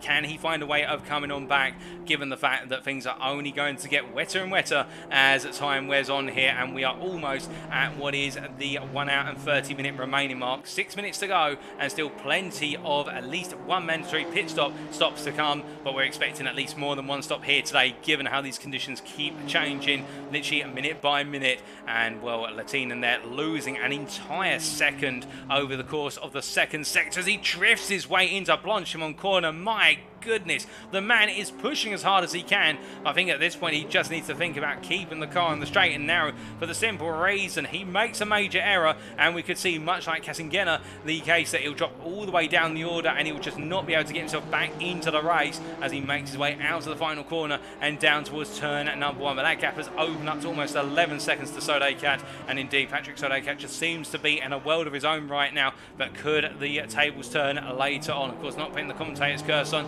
but it could happen at any point. But meanwhile, as we look from our top two to Vice Payne here, where he's just found his way past Chris McKenna, and here is Chris McKenna, who's had a spin. Now, I think that's at Blanchamon Corner. Let's take a look back at what happened to Chris McKenna.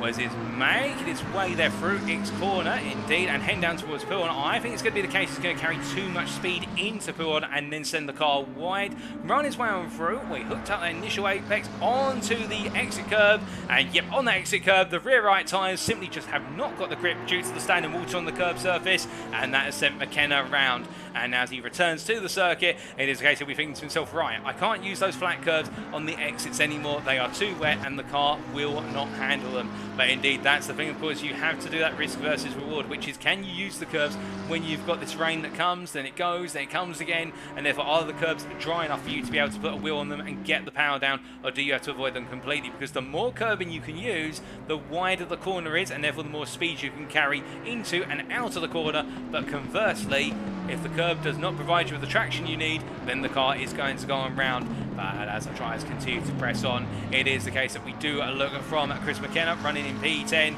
to what is Mike Landriff, who's come into the pits for Ember Racing. And indeed, that was Landriff only moments ago who we were talking about as he found his way past our BMW M2 driver of Chris Carr. And as the Briton here makes his way into the pit lane, where it's been a good opening run for Landriff, and as he makes his way down the pit lane here, I can imagine he might be handing the car over to his teammate. But indeed, it's one of those situations whereby they've got to make a guess as to where the race is going to go weather-wise. And look at that, the weather radar now telling us that in 15 minutes time we've got quite heavy rain coming. So it is the case that I think Landriff and Ember Racing will be thinking about they've got to get ready for wet conditions once again. They can't rely on the race becoming a dry one anytime soon, as obviously track temperature and ambient has gone up to 15 degrees centigrade. But meanwhile, also into the pits, here is Christian Winkler. He's come in and dropped down to P21 as Dan Hodgson has made his way on past for Dirty Pedals, having taken over the car.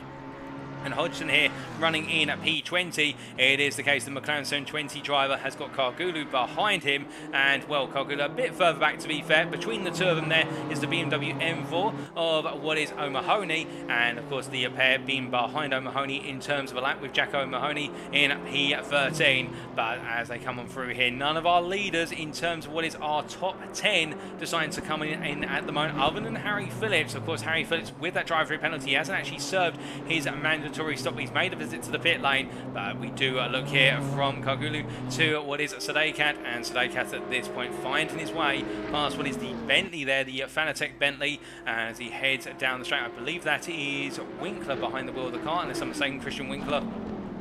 One of those situations whereby Sadekat at this point, we're just hoping that everything continues to play out as per the schedule, because it is looking good so far. But indeed, just over 90 minutes remaining, anything can happen in those 90 minutes. But as he makes his way down into the braking zone here, we look from one Wild Things Racing driver to another, and that is Harry Phillips here. And Harry Phillips is chasing after Tyshurst, and to be fair, Scott Tyshurst in front. We haven't really talked too much about him since the early stages of the race, but it must be said that the slow driver, and when I say the slow driver here, that's the team name. It is the case that he's not slow. If anything, he's actually looking quite fast right now as the Briton running in P6, but the 352 driver has got here through consistency and pace. It is the case that he's put the two together, and whilst he hasn't been the fastest driver on circuit, he's simply just not put a foot wrong, and that's really what seems to be benefiting a lot of drivers in terms of position. There's a number of drivers who qualified poorly, didn't have the pace over a single lap, but they just haven't put a foot wrong or picked up those track limits to give themselves a drive-through penalty, and therefore Tyshurst, who is being closed very rapidly by Harry Phillips,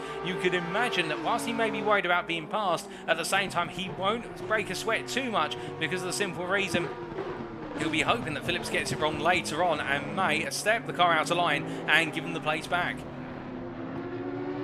Of course, Harry Phillips won't look to make the same mistake twice. Indeed, many a driver here doesn't look to make the same mistake twice, it has to be said. But as they come rolling out of Blanchamon and down towards Rivage Corner, we do look from them to what is our P12 driver here of Carl van Horn, and well, we do see the Astro Racing team driver, the Dutchman in the number 13 car, chasing after what is Cornelius Philbinger, as we see Philbinger there almost losing it on the kink onto the Kemmel Straight. And as they make the way down towards turn number 5, it is the case that Carl van Horn looking for the move. He goes up the inside there, and well, in the end there's no competition, given the fact that Philbinger just did not have the speed. I think if he'd gone defensive, Van Horn would have gone round the outside instead. Carl van Horn gains P11, and Philbinger will now look to try and come on back later in the lap or in the following laps as they charge on through. But as they head down towards Rivage Corner, Van Horn definitely really starting to build some pace here. Albeit, compared to the drivers in the lead, he's not quite on the pace of the leaders, but he is definitely matching the pace of, say, the likes of Richard Pixley in P8 or 35 Spain in P9. So Van Horn on the charge and trying to get himself into that top 10 as soon as possible as he makes his way down to Blanchamon Corner. And as he does, we now make our way into the final 90 minutes of the 2.4 hour race as they roll the way on down. But as they do, it is the case we look a bit further down the order to Christian Winkler, who, as he makes his way in towards the Lecom sequence, he's had a bit of an off track, I do believe, in almost a whack to the wall down on the Kemmel Straight. And well, he, oh goodness me, and Winkler losing the rear of the car going into Lecom. The car's parked up, he reverses it off a circuit to avoid blocking anyone or being caught by anyone. But indeed, Winkler having a difficult one as he goes for a spin there, trying to get the car back up to speed. He's just got to be careful and tiptoe on the throttle. It is the case, of course, in that runoff area, the water just stands, it doesn't run away and it doesn't dry up very easily. And Winkler right now not having a happy race as he stays in P23, but it is the case he loses a lot of time on the likes of Cargulu ahead of him. But as we look from Winkler to Sakurai Latinen here, it is the case that we do see the Finn from Team Honda Racing. Well, he is now really starting to lay down the law with regards to pace, as is Daniel Austin's behind, interestingly enough, and it is the case that both of them running in the 234s. Latino on the last lap, a 234.5. Meanwhile, Daniel Austin's, by comparison, who's not too far behind, in fact 13 seconds behind, but gradually closing, a 234.3. It is the case that they are lapping almost 1.5 seconds a lap faster than Sadeka on that last lap, a 236.0. Now, whether that was just a glitch in terms of the lap times for Sadeka, or whether it's the case that his pace is starting to fall off, we'll see come the end of this lap as he makes his way up towards the final couple of corners. But perhaps we're going to start to see a weakness in the armour of Sadeka. The Wild Things Racing driver in the Audi R8 Evo 2 has been unassailable really so far. He hasn't put a foot wrong, but as time continues to press on here, I wonder now whether there might be a weakness that's being exposed here as he makes his way through the bus stop chicane. He comes to the timeline, and as he does, what will the lap time be this time around? He crosses that timeline. It's a 235.37, so he did have a little bit of traffic there. Perhaps it was just traffic that forced the 236 out of him on the previous lap, but it is looking as though Latino and Austin's are creeping closer little by little. Meanwhile, Harry Phillips running in P7, chasing after Tyshurst still. You can see Scott Tyshurst in front. In fact, we ride on board here and look back from the Audi R8 Evo 2 of Tyshurst. It is the case. He now has the Wild Things Racing driver firmly behind him and baying for that P6 position. But as they roll their way into Stavlo 1, no way through this time for Phillips. He'll look to try and get the power down nice and early and make it too wide on the corner exit. Indeed, he does into Stavlo 2. But of course, the thing for Phillips here is he's got to try and get the car hooked up, and he runs very wide. Well, he won't want to keep running wide like that because he's already had one drive through. And if he does another multitude of track limit cuts, which are considered to be time gains by automated shooting system, he may end up picking another drive-through penalty, if not a more severe punishment, perhaps even a stop-and-go 30-second penalty, which he won't want. As we see there, Phillips runs a bit more wide, coming out to Blanchamon Corner, trying to keep Tyshurst at bay. Tyshurst trying to come back at him, but Phillips definitely really on the ragged edge right now, and the rain is falling again as well. And I wonder if for Phillips it is the case that he's having to run the car right on the limit to gain all the time he lost on the drive route, but in the process here he's finding himself only starting to put himself at risk of losing more time. As we do see here, Tyshurst coming to the end of his current lap and making his way onto what for him is lap number 23. Further back, Richard Pixley here in the Wild Things Racing Porsche, the Briton charging after Tyshurst, albeit the gap is 8 seconds at this point in time as he makes his way past there. What I believe is, unless I'm mistaken, Chris Black. No, that is not Chris Black, in fact, but here is Chris Black, the Blacksmith Racing driver, who is running in P24 at this time, 22.5 seconds off of Winkler in P23. But as he makes his way past one of our BMWs there, that is, unless I'm very much mistaken, the BMW being driven by Michael Jambu. No, it's not. In fact, that is the Sim Racing Collective car being driven by Michael Jambu. Instead, it was, in fact, the car being driven by Juuso Helvio, who we were looking at very quickly, the team at BUSR car. The Finn rolling his way on through. It's one of those cases where for Helvio at this point in time, 26 seconds off of Chris Carr in front of him. I don't think he'll be closing on him too rapidly, given the fact that Chris Carr seems to be gaining almost a second a lap on Helvio here. But to be fair, in our BMW M2 class, it's all about driving to survive right now and not putting a foot wrong. And if they can keep it on circuit, you never know what could happen later on in this race, given the propensity for mistakes to occur in the GT3 class. And particularly if we were to see that rain really build up later on, could we potentially see then a complete shake-up in the BMW order? Well, of course, for Kieran Sharp, your race leader in the BMW M2 class right now, he won't be thinking about that. He'll be thinking about just keeping the car pointed in the straight line and making sure it stays on the tarmac, because he is doing a stellar job right now. He has an advantage which is only growing lap on lap, and indeed really seems to be in a class of his own with regards to those lap times for the Sim Racing Collective.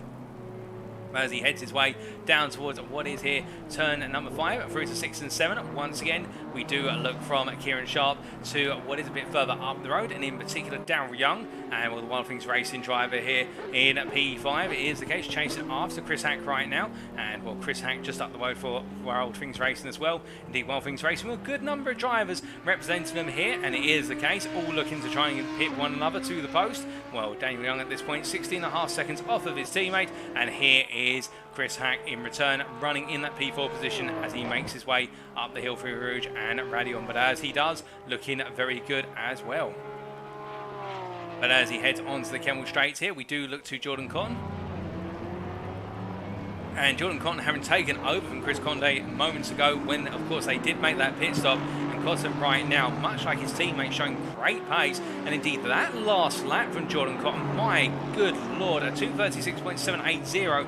To put that in perspective, that on average is 2 to 4 seconds a lap faster compared to all of our drivers up to what is effectively P7, so up to Scott Tyshurst right now. If Cotton can maintain this pace for a long period of time, he could definitely bring that Aston Martin up through the field. Of course, we don't know if there's another stop in the cards for the Aston Martin team for off-pace motorsports. We would expect there might be, given the fact they've taken quite an early stop. But definitely, if they continue to deliver these laps, there's no reason why we will not see them return to the top 10 by the finish of this race. We've got a long way to go, and well, the rain is continuing to fall here at Spa-Francorchamps, and as the Belgian circuit only gets wetter, it is the case of Cotton here continues to charge on, as meanwhile, just up the road from him, it is Jack O'Mahony, who is one of his targets, along with Mike Landriff, as they all charge on through. And speaking of O'Mahony, here he is, running in P14, and well, he has found his way past Cassingenna, and where has the French driver fallen to? Well, the Schumi Skins driver here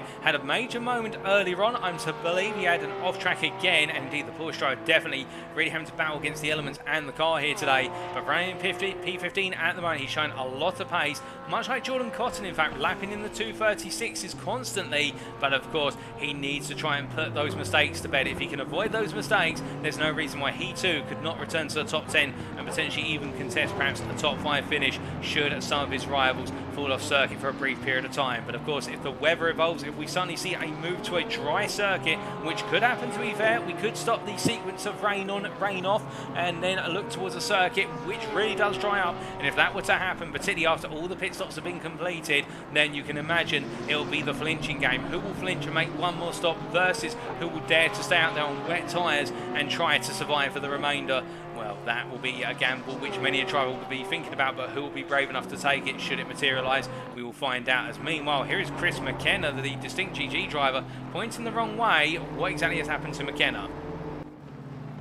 Well, this was only months ago, and as we ride on board here with Chris McKenna, making his way into what was X corner at the time, takes the apex curve there, exits the corner, and you can see that battling the car a little bit, but no signs of the car giving way. Now making his way down to Blanchamon Corner, he takes a bit of an entry curve there. The car understeers, and you can see as it's understeer, he tries to bring the car around, and the car just simply snaps loose on him there. And well, I think it is the case, and he was a passenger in his machine. And well, when we saw him on the live camera, it was the case he's waiting for drivers to come on through and then return to the circuit safely, and he has returned safely now, albeit he's dropped down to P11, and Carl Van Horn has taken over that P10 position. As into the pits from P8 comes Richard Pixley, and he makes his way down the pit lane now through the first part of the pit lane. And as he does, could this be his one and only stop if he's trying to go for the one stop here today, or will there be a second stop on the cards? We'll have to wait and see, but with him pitting, that will release Fires Payne up into P8 once again. But Pixley, to be fair, has had a very consistent race so far, as this race has really spaced out between our drivers. And meanwhile, Mike Landriff, the Ember Racing driver, having recently had a bit of an off down the Kimmel Straight, you can see him there. It is the case, bringing himself now back up to speed, but down in P16 as he charges on here. Indeed, many a driver making mistakes on the Kimmel Straight in that kink through turn number 4 in the run onto the straight itself, where that standing water just catches our drivers on the inside line. And it is the case that Landry has fallen foul of it, and he has got Jordan Cotton, who is closing very rapidly to him. And as we said earlier, Cotton is absolutely flying. We'll be on that last lap. Cotton did a 42.0. It is the case that Cotton losing a bit of pace there, but he may have had some traffic to contend with as well, which could have hurt him, as McKing is into the pit from P18 in the Aston Martin Vantage V12. As we see Cotton there understeering a little bit wide through what was X corner. I think Cotton may be pushing a bit too hard here, as that rain has intensified, and therefore the circuit is getting a bit wetter, the more standing water on the circuit, and as it does, that really doesn't settle you as a driver. But that's the thing with this evolving rain, and no real consistency to the rain, as we see Cotton there almost losing it coming out to Blanchamon Corner. You want to push, and you may feel for a lap you can push, but then the next lap the circuit's almost a different circuit, and I think that's the frustration that a number of our very fast drivers, such as Cotton and also Cassingenna, have all experienced, the fact they can go fast. I think Carl Van Horn has had a moment, in fact he has, as he brings the car back onto the circuit, and the Astro Racing Team Carl driver here will say it's gone very wrong. He's got a driver alongside him, and I think that is Well, goodness me, that is Marcus Fox, and Marcus Fox is not going to be too pleased about that. I think he feels as though he's been pushed off the circuit there, as Fox is behind and battling for position, and well, Chris McKenna has come through already, but Marcus Fox, I think he feels as though he's been impeded. And remember, Marcus Fox, the Austrian driver for Random Racing, had taken a pit stop much earlier compared to everyone else in the schedule. We believe it was a scheduled stop, and well, Fox has come all the way from P17 up to P11, and he wants to get into that P10 as soon as possible versus Van Horn. We can't get a replay of what exactly happened between the two or Van Horn's off per se, but it is the case we definitely know that something has gone wrong. But our point being from early, before we had to interrupt our own train of thought, it is the case that with the rain constantly changing and this circuit therefore having varying levels of wetness between corners and between laps, you can imagine our drivers just do not feel settled here, and it's the driver who's really set their car up to be stable in the worst possible of the wet conditions that is doing well. They don't have pace in the dry, but they've got the stability to keep banging in the laps, and that is proving so critical. And Marcus Fox right now needs to make this critical pass here. He is losing time as they make their way through Blanchamon and down towards the bus stop chicane. He looks up the inside here, and the Random Racing driver is going to go late on the brakes and get the move done.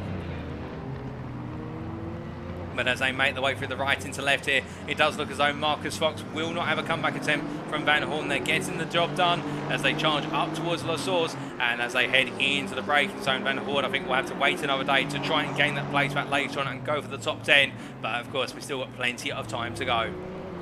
As they make their way through the right hand at turn number 1, we look to Dan Hodgson here, who has taken over the Dirty Pedals car, of course, and he's written as he rolls his way through the right into left. It is the case that the McLaren 720 driver at this point in time trying to hold on to position inside the top 20. He's gained the place off of Kargulu, who had an off-track moments ago. In fact, Kargulu, as he's known him for, the Turkish driver here for BMW Sim Racing. It is one of those cases whereby the number 25 driver having a very difficult race after qualifying so well. These conditions, indeed the evolution of the wetness on the track, catching him out time and time again. It is one of those cases where I think Kargulu at this point will be hoping for stable conditions. And speaking of stable conditions, here is Daniel Ostins. Now he has found his way past Latinen, and of course he has, if Latinen is into the pit lane, which he is, and that is Sakurai Latinen into the pit from P2 at the time. Meanwhile, Chris Hacker's had an off-track, Patrick Sodekat has also had an off-track, but Latinen decided enough's enough, and it's time to come in for that scheduled stop as he makes his way down towards the second half of the pit lane. And as he makes his way all the way down, it is the case that the Team Honda racing driver here, having had a stellar first stint, he has not quite been able to touch the Daycat by comparison, but I think he'll feel as though he just needs to regroup and then go hunting once again. And speaking of going hunting, here is Simon Still, who right now is going hunting after what is effectively the P16 position, battling there with the Fanatec Bentley, which is giving way on the outside line into Blanchamon. But more importantly for Still, he's chasing after in front of him what is Jordan Cotton. And well, that last lap from Jordan Cotton was a 2:45.3. And of course, Cotton, we saw earlier, was struggling over the course of the lap, and he seems to be struggling again here as the drivers make their way through the bus stop chicane. And by comparison, Still, it's flying a little bit more hill. There he goes a bit deeper on the exit of the bus stop chicane. That has not helped his case whatsoever, and in fact the Fanatec Bentley is going to contest him down into turn 1. That's Winkler on the inside, but he backs out there. I think just sending the message to Still is, well look, get a move on, I'm not going to wait all day for this. But Simon's still taking a lot of speed into La Source and almost seeing the car understeer away from him. As meanwhile, we're Latinen leaving the pit lane. We do have Daryl Young in the pits as well. It is the case that Harry Phillips has moved up to P4, but well, Harry Phillips has yet to take his scheduled stop. And as we see our GT3s making their way up the hill, we now do look to our leader in the BMW M2 class. And here is Kieran Sharp, the Sim Racing Collective driver, who as he makes his way through what is their Rivargen into X corner, it is the case you can see there the rain really coming down in force at X, the spray really building up at the back of the cars, and as he makes his way down towards Pool, and he has an advantage which is ever increasing over his rivals. It used to Luna being the closest driver in class at this point in time in P2, but indeed the BMW M2 class has definitely widened out even more, and at this point I think our BMW M2 drivers are all just trying to stay on track for the remainder of the race and not put a foot wrong to get some critical points, and none more so than Kieran Sharp, who would love to take this maiden win here today. But as he rolls his way out through the right into left, it is the case that he does at this point have a McLaren that was going a bit slowly through the Fagnes chicane, but it's brought itself back up to speed there, and that is the Dirty Pedals machine. But right now Kieran Sharp doing everything right. But as we look from him to a bit further up the order, we look to what is Cornelius Philbinger here, who's now up into P11, with Darryl Young in the pit lane. And Darryl Young having a very long pit stop, in fact. Darryl Young's pit stop is still ongoing, I should point out. I wonder if they're having to do repair work to the car, and that's why he's having such a long stop by comparison, because he's losing places left, right and centre right now, as we hear that Daniel Austins is into the pit lane, and that is a critical pit stop for Daniel Austins, given the fact that he was, at the time, running about 10 to 12 seconds off the back of Sakurai Latinen. Has that gap changed, or will it change, and will Austins find some magic in the pit lane to enable him to go a little bit faster later on, as we see Harry Phillips running wide there, coming out of Blanchamon Corner, or he's bringing it back, and will he pull into the pit shortly? We'll have to wait and see. But where is Latinen meanwhile? Well, here is the Finnish driver as he makes his way down towards the bus stop chicane. And as he does, Daniel Austins still being serviced in the pit lane. I do wonder if Latinen will come out with a sizable advantage, or whether Austins will have closed that delta between the two of them in the hunt for P2. But as they make the way through, Latinen heading to that timeline, and he comes across it here to go on to what for him is lap number 28. And as he charges across the line, breaking down into turn 1, he knows now that everything is critical until he re-emerges ahead of Austins here, given the rivalry between the two of them, the elbows out rivalry. And as Latinen makes his way up towards Eau Rouge and Raidillon, I think he will comfortably coming out ahead, but how far ahead is the question, as we hear that Scott Tyshurst is into the pit from what was P6, and you can see it is the case that Austin's still being serviced in the pit lane. In fact, he's just finished his pit stop, and Latinen will be coming back out comfortably ahead in what will effectively be, when all the pit stops are complete for the first round of pit stops, it is P2 there for Latinen.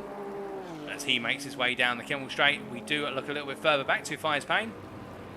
And Payne into the pits here, the Briton, and as he makes his way on down, he's coming from P7, and I believe that we may see Marcus Fox coming through, and indeed Marcus Fox up to P7 here, and oh goodness me, Marcus Fox getting a little bit of the rear end snapping out of him under brake, and I wonder if that was a bit of a precautionary move to the side there for Luna as they made the way under brake, and for the simple reason he didn't want to tap the rear of the BMW M2. Keep in mind, of course, the BMWs in these wet conditions have to brake significantly earlier compared to the GT3s, but as they roll the way up the hill, Marcus Fox there avoiding any potential contact, but he cuts over what is the curbing there too much of the Raidillon corner, and that is a track limit violation. Now, will that count as an off track where he's gained time to our automated shielding system? Well, if it is the case, we've seen 2 of them so far, so he is running out of lives here, and he won't want to keep making those mistakes, otherwise he could have a drive through much like Harry Phillips, which would hurt him massively as time wears on. And as we move to just gone what is at 10 past 5 in the morning here at the Spa-Francorchamps circuit, it is the case that track temperature stays at 15 degrees centigrade, ambient at 15, and we've got a little bit of rain falling right now, some light rain, and in the forecast we have got cloud, or indeed drying conditions, and in about 15 minutes time, medium intensity rain returning once again. The rain is showing no signs of its on-off cycle here, and indeed it is the case that some of our drivers will be really feeling as though this is sim racing purgatory, for the simple reason that the unmoving conditions in terms of what is that inflexible rain on rain off is really making it difficult for our drivers to find a bit of stability in those conditions, well, at least most of them. But well, speaking of one driver who's found that stability, Patrick Sodekat, our leader, as meanwhile we do look to Carl Van Horn here as we see the Dutchman making his way down towards Pilgrim Corner, and as he does, looking comfortable in this P7 position. As he rolls his way down through turns 10 and 11, it is the case, of course, he's yet to take his first pit stop out of however many pit stops he has on the cards for today. Indeed, we can see most of our drivers now have cleared their first stop, or indeed at least that mandatory stop where they have to take a tyre change plus also put fuel in the car. And I think most of our drivers will have left that stop as late as possible in case the conditions evolved in such a way that really mandated it's an all dry race rather than a wet race. But at this point, I don't think anybody can gamble on it being a dry race come, say, the final 40 minutes or the final 30 minutes, given how much rain we have seen come back over the course of every 15-minute window. And therefore, I think a lot of drivers at this point decide, you know what, I've just got to go to wet, and if I need to make a second stop to deal with a drying circuit, then I'll do so at the right time. So we could really see the race evolve in its direction once again, but right now we do seem to be in that endless loop of rain, drying circuit, rain, drying circuit. And as Carl Van Horn here makes his way past Luna, it is the case that he's just pressing on in P7 with Philbinger 13, almost 14 seconds behind. And as Van Horn rolls his way through, he comes into the pits here for his scheduled stop, and we can imagine this is going to drop him to just within the top 10, or certainly just outside of it, depending on how quick the stop is. But we look from him to Simon Still by comparison, and Still here going on the charge for P15 versus Chris McKenna. And as we ride on board here with the Honda NSX Evo driver, of course the car running the Evo 2 electronics package. As we see Chris McKenna there goes very deep into Rouge Corner, and this is not comfortable viewing for our BMW driver, albeit I think our BMW driver is clear of the situation, but McKenna there getting it wrong under braking into Rouge and understeering wide and taking to the runoff. But as they make the way now down towards Blanchamon Corner, Simon still gaining the place there without having to force a move, and he'll be grateful if all the moves can be like that as he makes his way down through the first apex of Pune and past the second apex here, and definitely right now really starting to settle into this race is still as he heads down towards what is the Fagnes chicane, and McKenna there with an uncharacteristic error, it must be said. And the distinct GG driver from the United Kingdom now looking to come on back as soon as possible. A bit further back, however, we do have Kargulu, who after everything that has gone wrong in this race in P20 is now hunting after Denise Pope, who's running in P19. And well, you can imagine here Kargulu, with the pace he showed in qualifying on paper, would be the significantly faster of the two drivers. But of course, pace in qualifying was one thing, pace in this race is a complete uncertain dice roll. And you can imagine at this point, Kargulu will be thinking he's just got to take lap by lap and make the pass when he's ready to do so. And Pope, well, we'll have to see if our GTR driver will go on the defensive or focus more on getting that GTR to the end of the race, as we are hearing that Chris Hack has now taken the lead of this race with what is Sodekat into the pit lane. Indeed, Harry Phillips into the pit lane as well, both of them to take their scheduled stop for Wild Wings Racing. But as Kargulu here charges up the hill behind Denise Pope, no way through it this time for the BMW M4 driver as he makes his way onto the Kemmel Straight very shortly, albeit understeering a little bit wide there coming through Raidillon, but brings the car back together and rolling his way through the kink of turn number 4 onto the straightaway now. It is the case, you can see there how our driver's having to take a very gentle line through that kink to avoid the standing water on the inside. Very different compared to the dry line they would choose, but as they make the way through, Kargulu not able to get into the fight with Pope right now, but closing as meanwhile going a little bit sideways there behind. That was Daryl Young. Well, Daryl Young from Wild Wings Racing, we know in that Audi R8, no stranger to sending the car sideways. Indeed, he's had my heart in my mouth a number of times in other series that I've seen him racing and indeed covered, but it is the case the Wild Wings Racing driver there taking the car fully sideways through the first part of Lake Com, and the car not able to be hooked back up, and indeed he's had to bring it back together, but losing some time there in that P11 position to Vice Payne. But as he makes his way on around, we do look to the facts. In fact, it is a little bit of a surprise and not a welcome one for one driver to be sure. You can see here running in P2 it's Sakare Latinen from Team Honda Racing, the Finn now to that P2 position, but behind him is the driver who was your race leader before he pitted, Patrick Sodekat. The Wild Wings Racing driver has dropped to P3. Now, in terms of the pit stop times, it is the case that Sodekat had a pit stop that was a whole second longer, but the gap between the two drivers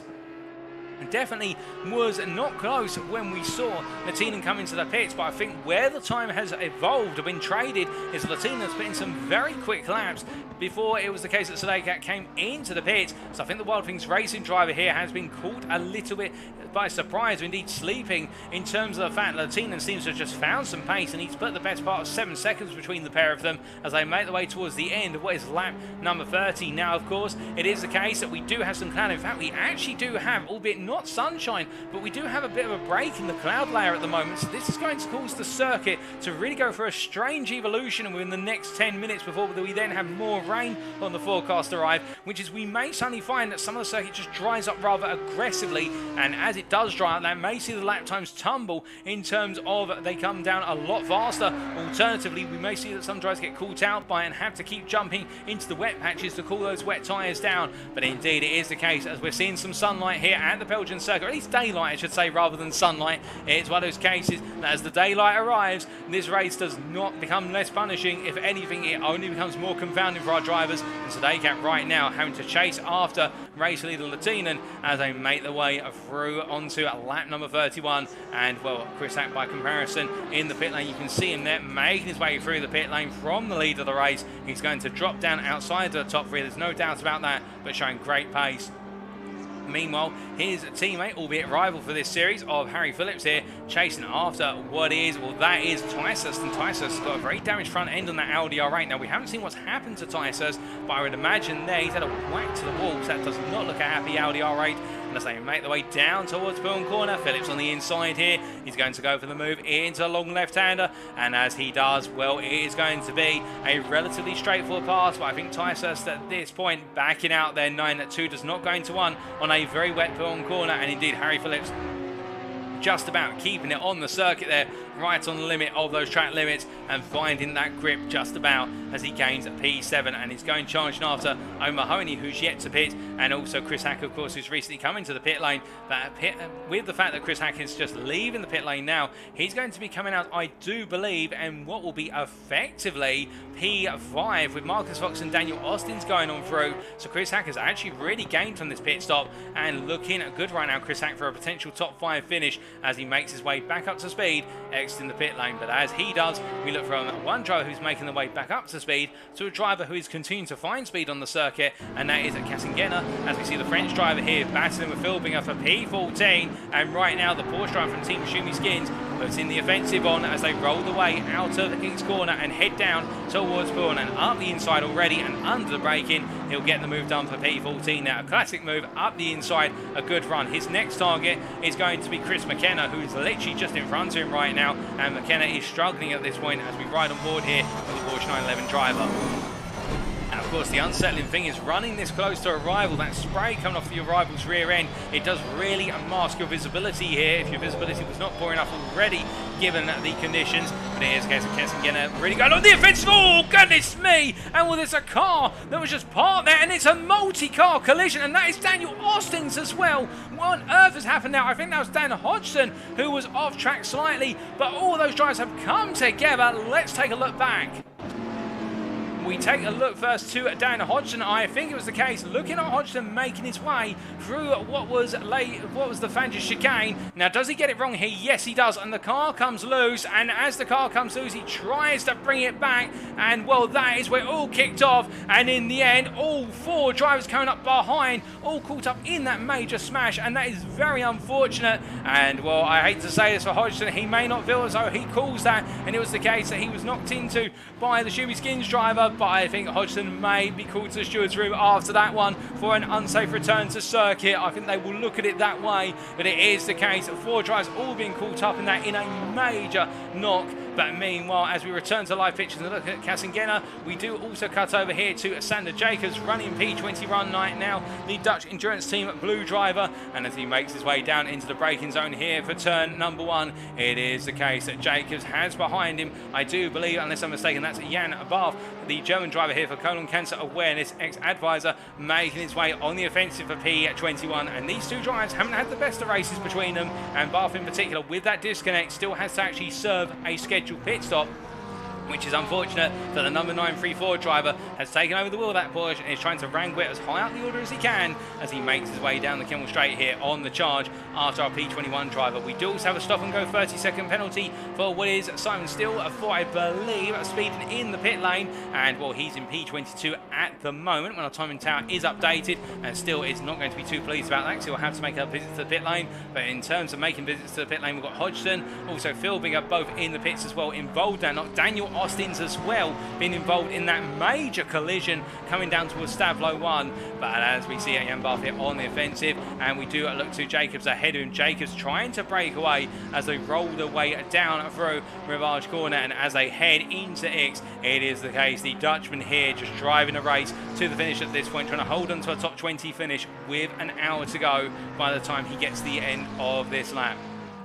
As we do look from Sander Jacobs here to what is our drives a bit further up the road, but Austin's in the pit lane. We do in particular look to what is the Frenchman here of Kassengena, and of course after being involved in that contact only a lap ago, and we're coming up to where the contact happened on the exit of what was the Fagnes chicane heading to Stavlo 1. I think Kassengena at this point will be thinking about not experiencing that again. He's found his way past what is Mike Landreth only moments ago. That didn't happen on camera, that's happened off camera. But meanwhile, Harry Phillips into the pit lane, and I believe Phillips in for a second stop, unless I'm mistaken. Well, Harry Phillips is coming again. Now, what's happened here? Was Phillips involved in that contact as well? I don't think so. So whatever this is, well, Phillips is making another visit to the pit lane. He's already made his scheduled stop. So was there an error with regards to his previous pit strategy? We'll find out soon enough. But indeed, this is a surprise for Harry Phillips, and indeed a surprise to us, as meanwhile Jack O'Mahony and also Daniel Austin's in the pit lane.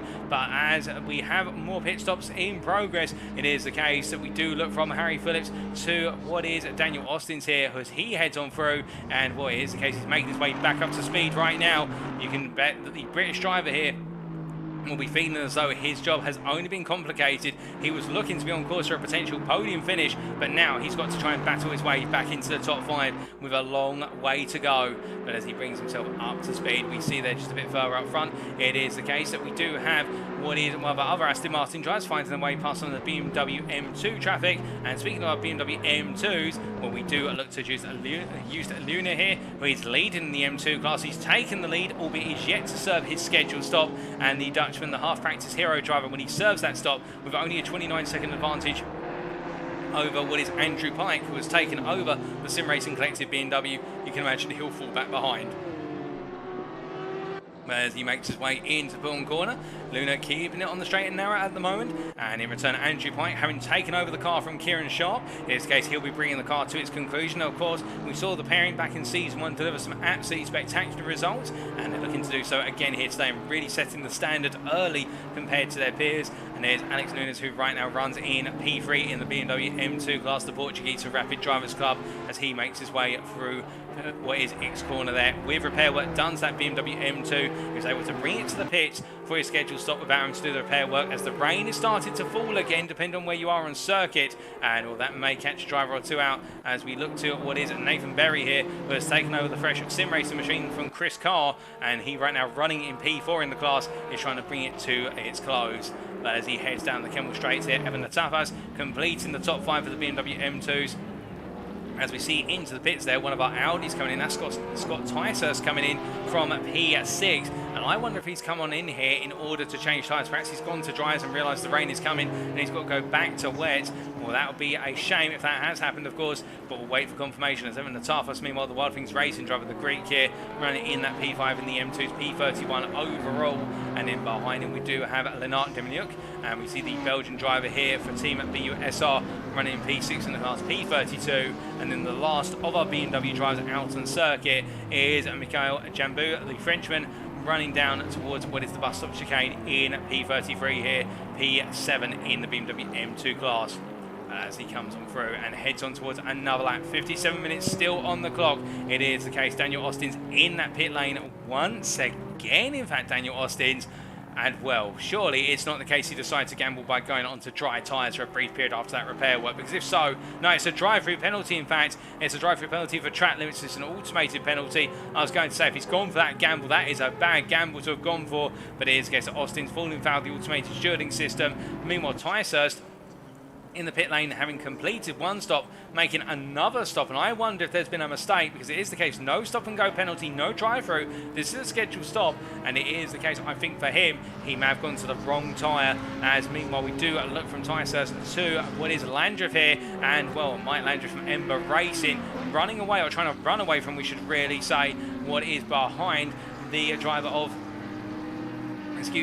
of Harry Phillips. Well, in fact, it's not Harry Phillips, it is further behind him, I believe. That's one of our McLarens, who may be a lap down, in fact, so do not count that. It is the case we see Marcus Fox further back, but Marcus Fox in P3 right now. So I think Landreth, in fact, in quite a comfortable position out on circuit, and not really close to anyone at this time. And in fact, the closest driver to him is what is Daniel Austin's, or Tyshurst. Well, the two of them, as we're waiting for our time tower to be updated, but the gap is in excess of 20 seconds as Landreth just continues to push on.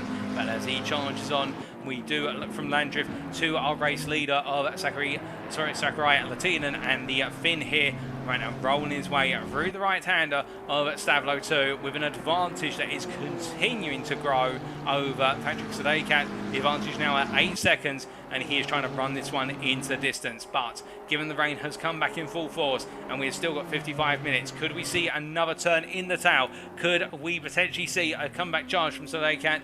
Well, right now, Latinen is gaining an advantage by half a second a lap on average, and as he comes to the end of this lap, will we see that advantage grow further, or will we see Sadekat close that gap up even more? We'll have to wait and see as Latinen comes to the line, and his lap there being what was a 36.267. Meanwhile, for Sadekat, by comparison, as he comes to the timeline, it is a 36.0. So it is the case that the German driver, they're taking 2 attempts out of the race leader, but it is very nip and tuck between the two of them in terms of those lap times as it currently stands. But as they roll their way on through and onto another lap, we look to our P3 driver Marcus Fox here, who of course gambled with that very early pit stop compared to his peers, dropped all the way down to P17, and the Austrian has had to recover his way up to P3. It has done so very well by using the undercut, albeit with some difficulty, and he finds himself running a long way off of the top two right now. That gap in excess of what would be 20 seconds at least, as he closes up behind some traffic in front of him, and I do believe that is the Sim Racing Collective BMW M2 in front, and also he does have a couple of GT3 drivers who are lapped down in front of him. As Fox comes to the timeline here, what will his lap be by comparison? Where's a 37.5 here, so Marcus Fox definitely not on the pace of the two leaders, but you can see there, look at the spray coming up from the circuit where the rain is falling on the start-finish straight. Is that case that the rain is coming back on full force once again, and as it does, well, I can imagine those lap times are going to oscillate for drivers, and really that has been the story here today at Spa-Francorchamps, and it continues to be the story that 1 minute we seem to have some drivers who go incredibly fast in those drying conditions, and then the next minute when the rain really starts to fall, or it is the case the rain is a bit continuous, we see other drivers really coming into their own, and that's what's making this race so unpredictable right now, and indeed at any moment a driver could drop it off circuit and we could see some more drama. But as we do see Fox here making his way up towards Lake Com, it is the case that we do look from Fox to Winkler, Christian Winkler, and he is pointing the wrong way there coming out of Blanchamon. What has happened to the Bentley driver? Well, making his way through Stablo 2 there and heading up towards Blanchamon. We just watch here and listening to what happened.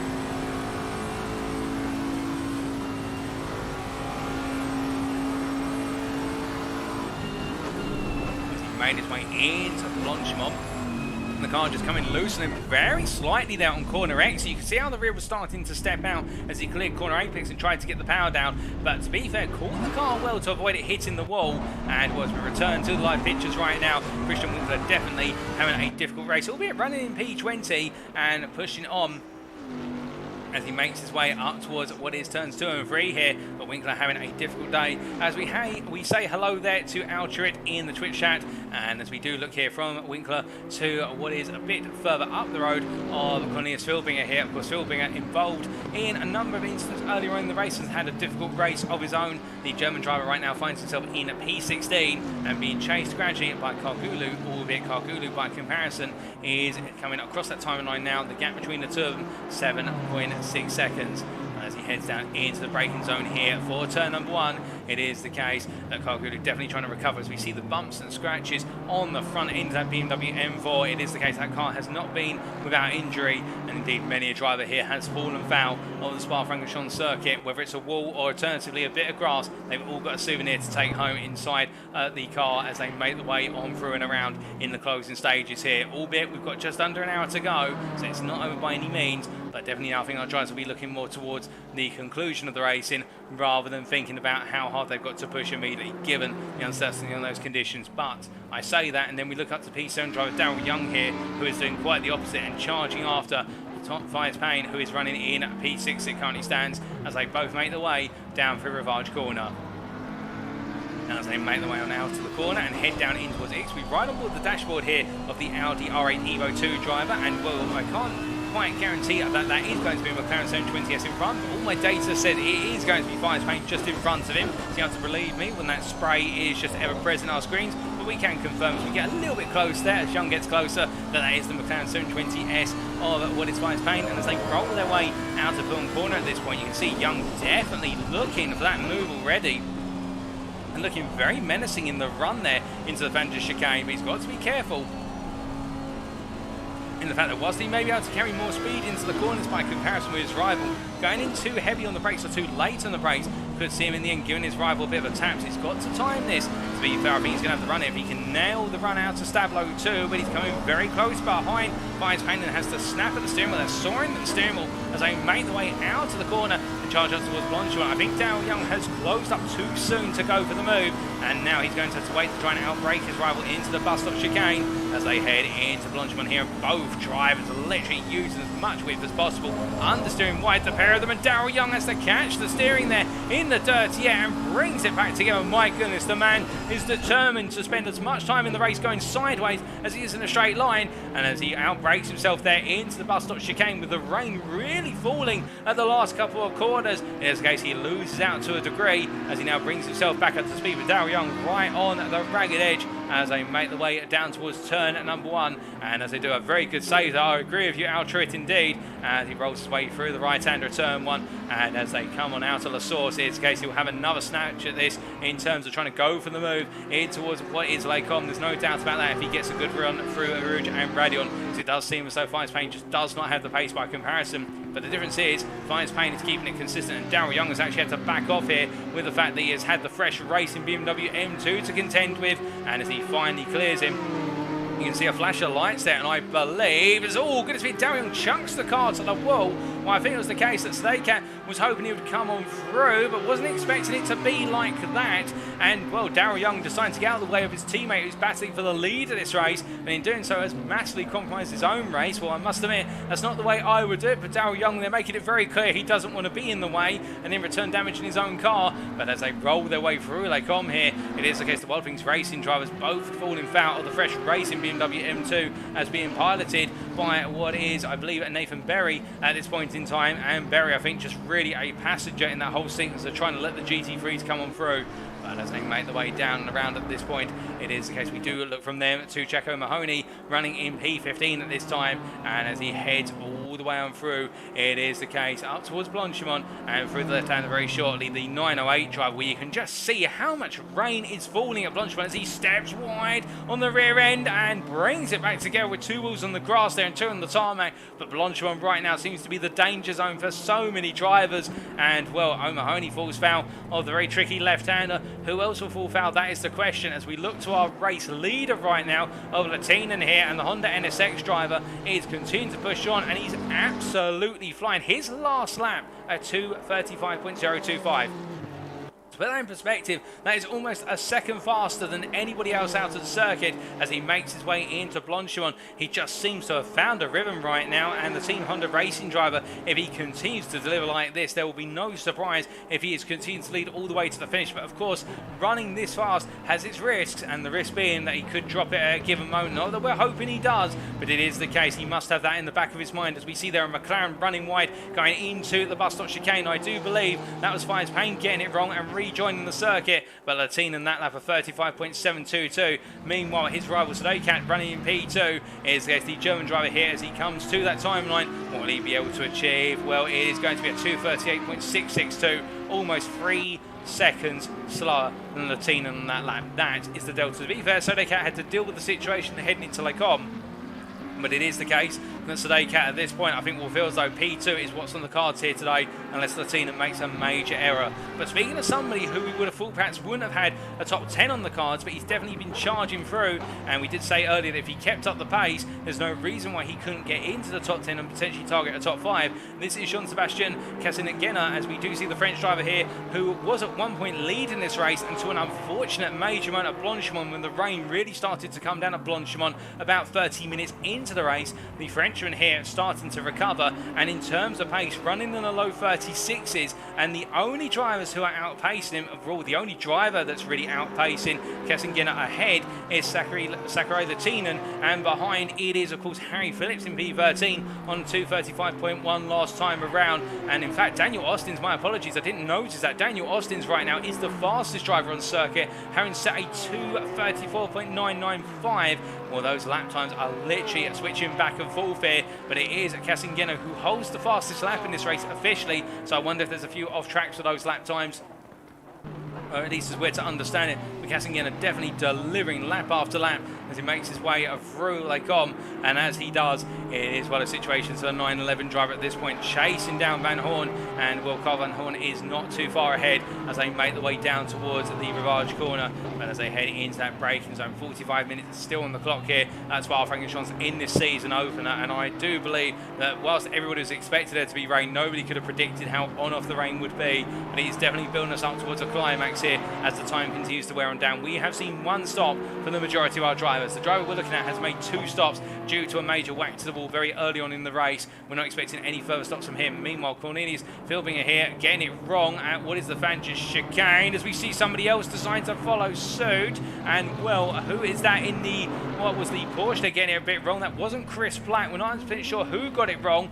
We are trying to find out, but well, I think it may have been the case. It wasn't Sander Jacobs either, who was going quite slow there in the run to the bus stop chicane to let Harry Phillips on through. But indeed, a couple of drivers getting it wrong, and Philbinger getting it wrong at Fagnes. And with drivers going a bit wide, you can imagine it will be on the minds, of course, that the traffic will be uncertain as well. 1 minute drivers could be 30 seconds up the road. The next minute they could be much closer if they fall off. Everything is still to play for here. Indeed, every driver's got to take it lap by lap. Nothing is guaranteed until they reach that checker flag. And right now we look from our GT3 drivers to what is our M2 drivers, and it is the case that Alex Nunes leading in this class right now. And in fact, after making his pit stop, the Rapid Drivers Club driver has come out ahead of the Sim Racing Collective's Andrew Pike. And there is Andrew Pike here, so it's the case Nunes going long. Well, I wonder whether it's the case that Pike has had a bit of an off track at one moment. Alternatively, the lap times have just fallen away compared to Nunes, because Andrew Pike, who was very comfortably leading as part of the Sim Racing Collective, it is the case they have reversed places here. This has happened off camera, and we've got a fight on right now as we're hitting at the Tyshurst has picked up a drive-through penalty in the M2 class for track limits, and he's running P32 and effectively P6 in the class, and he's only a second off of Bmw who is running in at P5, the Belgian driver. So we have got some fights really starting to build up now in the M2s as time wears on. But Andrew Pike going hunting. If anything, he's falling backwards right now, and well, behind him, I think that may be an M2 that is a lap down, because it doesn't look as though that M2 is on the same lap. We're trying to discern who that is behind. I do wonder whether that is Jambu behind it. Indeed it is. Jambu is a lap down here, the Frenchman, for the Sim Racing Collective as well, as they roll their way through the Fagnes chicane and just running behind his sister car. I think here trying to use his sister car as a bit of a pace car to identify where that lap time might be and how to unlock it. But as they make their way through into Stavlo 2, in this case Evan Natafas here making his way towards the end of the lap. Will we see the Wild Things Racing driver peel into the pits to serve the drive-through? Indeed he does here, the Greek driver, with not long left to go, and that drive-through penalty is going to be absolutely punishing, given that Jambu is only 32 seconds behind, and you can imagine that Tapas will lose that position as he makes his way on through. We do look here to Fires Payne and the McLaren 720S driver here. Well, it is the case that he has got Daryl Young very close behind, having found his way past Daryl Young. I think Daryl Young's actually had a bit of a moment at the Fagnes chicane, and with these two in a rivalry for P6 and also chasing after Richard Pixley, albeit it is the case that Pixley just a bit further up the road by comparison. It is the case that Pixley in fact 17 seconds up the road, but they are showing the pace to potentially close down Pixley later on. As they come up towards Blanchamon here, it is Daryl Young who looks to be in the driving seat and trying to gain that P6 off of his rival in the McLaren. He's getting close, but they do have the back marker Bentley there, who is going to stay on the inside. This may mean there's no real overtaking opportunity this time around, as Daryl Young does look up the inside, but it's going to be on the outside. He's going to be boxed in here as the Bentley peels off circuits, go into the pit lane, and Daryl Young will be cursed his stars there for the fact that if he didn't have the Bentley in his way, he could have tried to go round the outside on exit of the bus stop chicane. But meanwhile, battling the way down into turn number 1 here, Young on the outside trying to go all the way round as they make the way into the source. He goes to the cutback, in fact he gets what is Payne there to go deep, and Vice Payne loses the position for the time being, but now Payne will try and come back in the charge up the hill. And as we ride on board here with the 720S driver with that full mist of water, that spray in front of him, it is the case here he'll have to go by feeling up through Eau Rouge and Raidillon. He gets it hooked up very nicely, and Daryl Young actually struggling there for grit through the initial run, and as they make the way onto the Kemble Straight, oh goodness me, Payne there hitting the standing water. And I was going to say, surely one of them would be impacted by it, but it was Payne in the end who just caught the steering wheel at the last possible moment. And boy, I think he was looking for that potential move. It's not going to happen now, but I think there's plenty more opportunities to come, given the fact that in front they do have a BMW M2 that's going slowly. That's the Wild Things Racing car, remember Tafas, but we can see there, Fires Payne having to dodge the way with Daryl Young, as Daryl Young there in the direction change coming out of turn 6 into 7, losing the rear of that Audi, and Fires Payne back into P6 at the time being. But I don't think it's going to be long before we see these two coming to blows once again. And as they make their way down towards what is X corner, it is the case that Fires Payne rolling the way through the left-hander here. He'll be happy that he's back into that position, but can he hold on to it for the remainder of the race. They've still got 40 minutes to go. We haven't had much rainfall recently, to be fair, in the last 10 minutes, but it is the case the circuit is still very wet as Payne goes deep through Blanchamon Corner. He loses the place to Dale Young, who comes on through once again here, and it's almost as if as soon as one of them gets ahead, they'll make a mistake to open that battle back up. Alternatively, something will go wrong for the lead driver in this pair,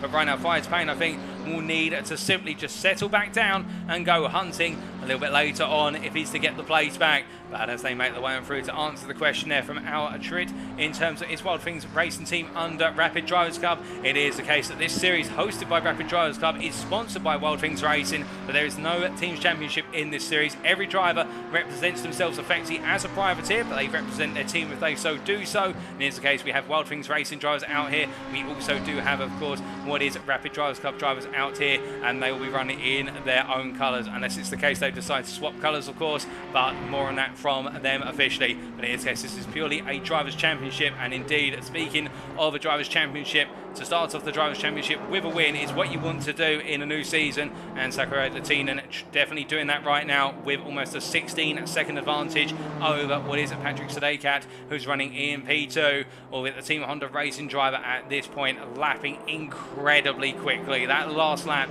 a 2:33.800. It is the case that Latinen really now settling down into a rhythm. He is being matched in terms of lap time by P4 driver here, Chris Hack from Wild Things Racing, the Porsche 911 driver who almost loses it there, coming out to Stavlo 1 on the exit curve, and they're taking a bit too much curb. But you can imagine for Chris Hack at this point, whilst he's got the pace to potentially be on winning form, with a 31-second gap to Marcus Fox in P3, he'll be looking at trying to close down that gap, and if Fox should do anything wrong, then he'll be able to go hunting for that final spot on the podium. But Marcus Fox at this point in time keeping it very smart and very consistent as Hack here continues to try and deliver as well. But as he heads his way down towards the bus stop chicane, making his way up the inside of Luna's machine, it is one of those situations whereby with our top 4 or top 5 really now scattered out and all in a bit of no man's land between them,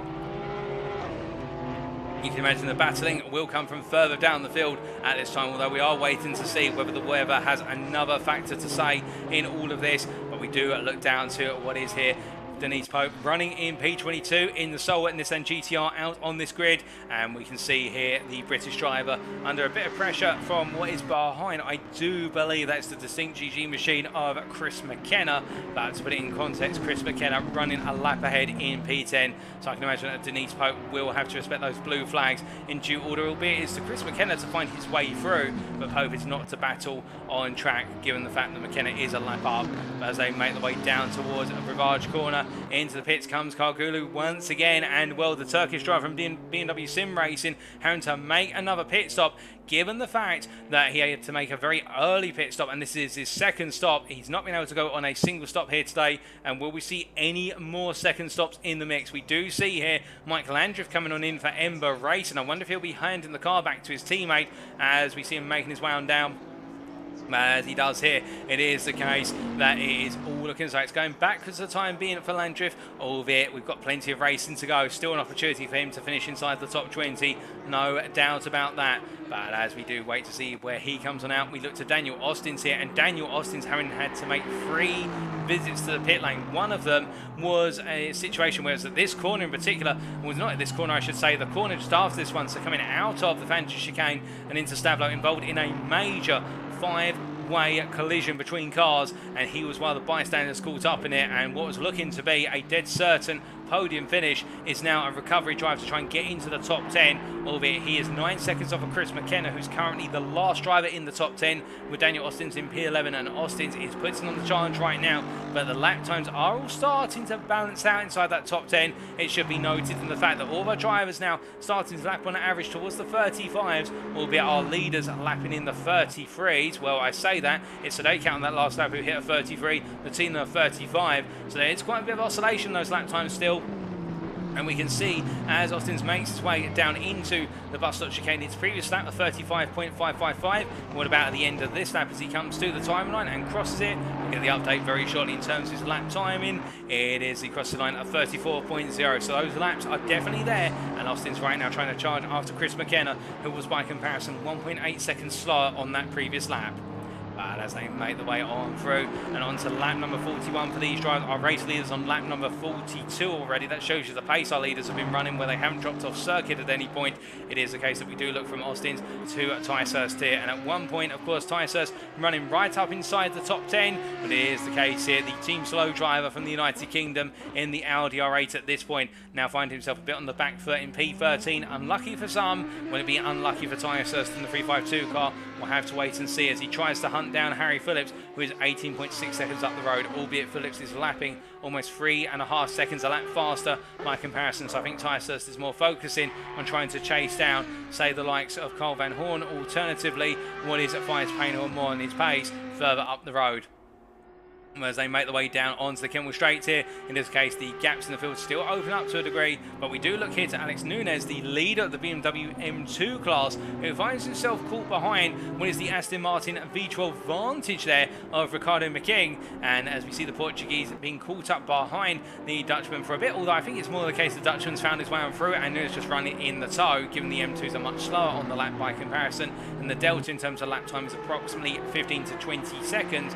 In this case, that Nunes has to keep in mind that Andrew Pike is not too far behind, albeit Pike is currently running on average about 8 tenths to a whole second slower, but you can imagine that Pike will be looking to try and catch up as time goes on, and indeed could Pike just be conserving a little bit of pace in the car and waiting to deploy it right at the end of the race. That is a factor, of course, given we still do have just over half an hour to go, but our BMW M2 class definitely spaced out to a degree, although we do look to Nathan Berry here, and it is the case that the fresh sim racing driver chasing down Just Luna, as the Dutchman is only 2.2 seconds up the road, and you'll see him as the camera pans round here very briefly. Yet we just saw him very quickly there making his way on through, a bit of a cameo in the camera, but as they make their way down the hill, it is the case. Blanchamon Corner there is Luna by comparison. And the number 37 driver, who we now draw our attention to, running the final podium position of the BMW M2 class, but he will feel as though he does have Berry inching closer and closer by a couple of attempts a lap, and that gap is closing down at a rate that will definitely have a battle between the two of them towards the end of this race. But as they roll their way on through, we do look from them to Mike Landreth. Oh, goodness me, now what's happened to Mike Landreth, running now in P15? Well, this was only moments ago, and as Mike Landreth was making his way down the Kemmel Straight, as we take a look back, it is the case heading into Lacombe. Is it just a case of taking a bit too much speed into the corner? Well, he makes his way through the initial apex, then the second apex by comparison. I think he's going to put two wheels on the exit curve there, and the car goes round. And to be fair, very fortunate and not to be collected by the Honda NSX of what was Simon Steele, who was coming on through. And, well, Mike Landreth there having a difficult moment, but returns to space, and now back in the race. And behind him we do have there, I believe that is the Dirty Pedals machine, as they make their way on down the hill, and as they head on through, it is the case that is Josh Lodge for Dirty Pedals chasing after what is Landreth, albeit Landreth is a lap ahead in P15, Lodge meanwhile in P26, a lap down, as the rain begins to fall once again and the track temperature goes up a degree centigrade, and the ambient as well. It is the case we're getting more and more into the Belgian morning, and as we do, well, my goodness, it is one of those situations for our drivers at this point where they're thinking, well, we had a bit of a quiet period where there wasn't any rain and the circuit was drying up to a degree, but now we've got the rain back and it's starting to build up, and with the rain building, it is one of those cases now, will we see some oscillation in the lap times once again? Will we see some drivers come to the foray and others fall by the wayside, as we see Philbinger there going a bit wide, coming out of what was Blanchamon Corner? And I think the German driver there being caught out as the rain has really come on from what is the Fagnes chicane side of the circuit and onto Bourne first and foremost. And therefore I think some drivers may get caught out when they come down towards Bourne in terms of how much water is there now compared to how much there was there a lap prior. But meanwhile, speaking of one driver who's completely unfazed, he's just set another lap in these wet conditions, which is a monster of a lap, a 32.9 for Sakurai Latinen. He's absolutely flying. The Finn here is just on a charge, and to be fair, we've got multiple drivers lapping in the 33s, but Latinen is the first driver to make it into the 32s for some time, and well, the number 30 driver at this point in the Honda NSX Evo, really putting a gap of 15 seconds between himself and Sodacat and continuing to open that gap up even more as the time wears on down. But as it wears on down, we look to Jacko Mahoney here, and Mahoney's had a bit of a moment. He jumps the pit lane, and well, that toe to the pit lane is going to cost Mahoney massively. I can imagine it was a whack to the wall down the Kemble Straight, and that may have broken the suspension or the steering. But meanwhile, speaking of a driver who had a broken car earlier on, but is now really on the charge, and he is at this point in time. Well, we'll wait for an update on the gap to P7. It's P8 driver, as Jean-Sebastian Cassingenner, I should say, almost butchering his name again, much like earlier on in today's show. He's now only 10.5 seconds off of Fagnes, and he's going on the charge here is the 911 driver. And in terms of the lap times, well, that last lap, he took almost 4 seconds out of Fagnes, but do keep in mind, of course, they are dealing with traffic, and also with the rain now coming on, we've seen the Team Shumi Skins driver struggle when the rain has come on strong.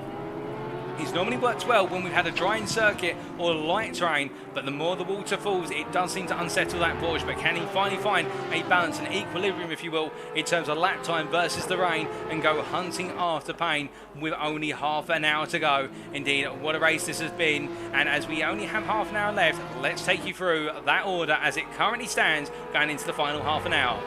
So out front in the GT3 class, leading since at the end of the pit stops, the first set of pit stops, Sakurai Latinen leads this race by an advantage that is ever increasing from 15 seconds over P2 driver Patrick Sodacat. The Finn absolutely flying, but to be fair, Sodacat was flying in the opening stint, but he seems to have had a bit of an error to his pace as the race has gone on, and it is Latinen who has rose to the ascendancy as that gap opens up to 16.5 seconds. But still, nothing can be taken from the Wild Things Racing driver Patrick Sodacat. He's not put a foot wrong here today, and this P2 is definitely a great reflection of the skill he has brought to the table.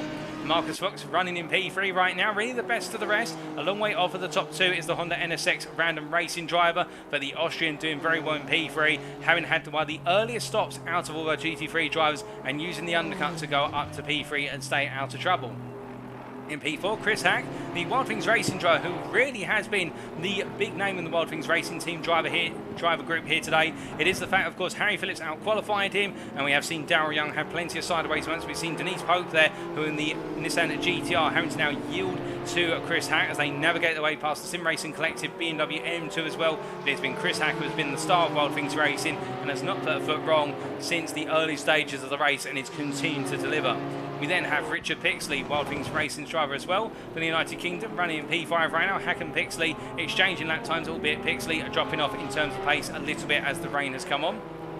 And it is Darryl Young running in P6, who has been a major back and forth with Fagnes over the last 15 to 20 minutes, but he has opened up that gap now and is breaking away in P6. And then the Audi driver being followed by the aforementioned Fagnes in the McLaren 720S, who's had a race who much early on you would think he wasn't going to be in the top 10 given the way things were going and how he's having difficulty in getting settled down into a rhythm, but now he has found that rhythm, and since finding it, that McLaren doing very well in his capable hands. As then in P8 we have Jean-Sebastian Cassingenner, and it is the case the Frenchman took the lead of the race early on in the opening 20 minutes, only to go off circuit and have a major moment with the wall, or indeed the runoff area at Blanchamon Corner after 30 minutes, and since then has had two other major offs at the same corner and has not put a foot wrong after that, and has recovered all the way up to P8 and is on the charge to try and get into the top 5 with 27 minutes on the clock. Then in P9 we have Carl Van Horn running in P9 here for the Astro Racing team, and the Dutchman here in the 13 car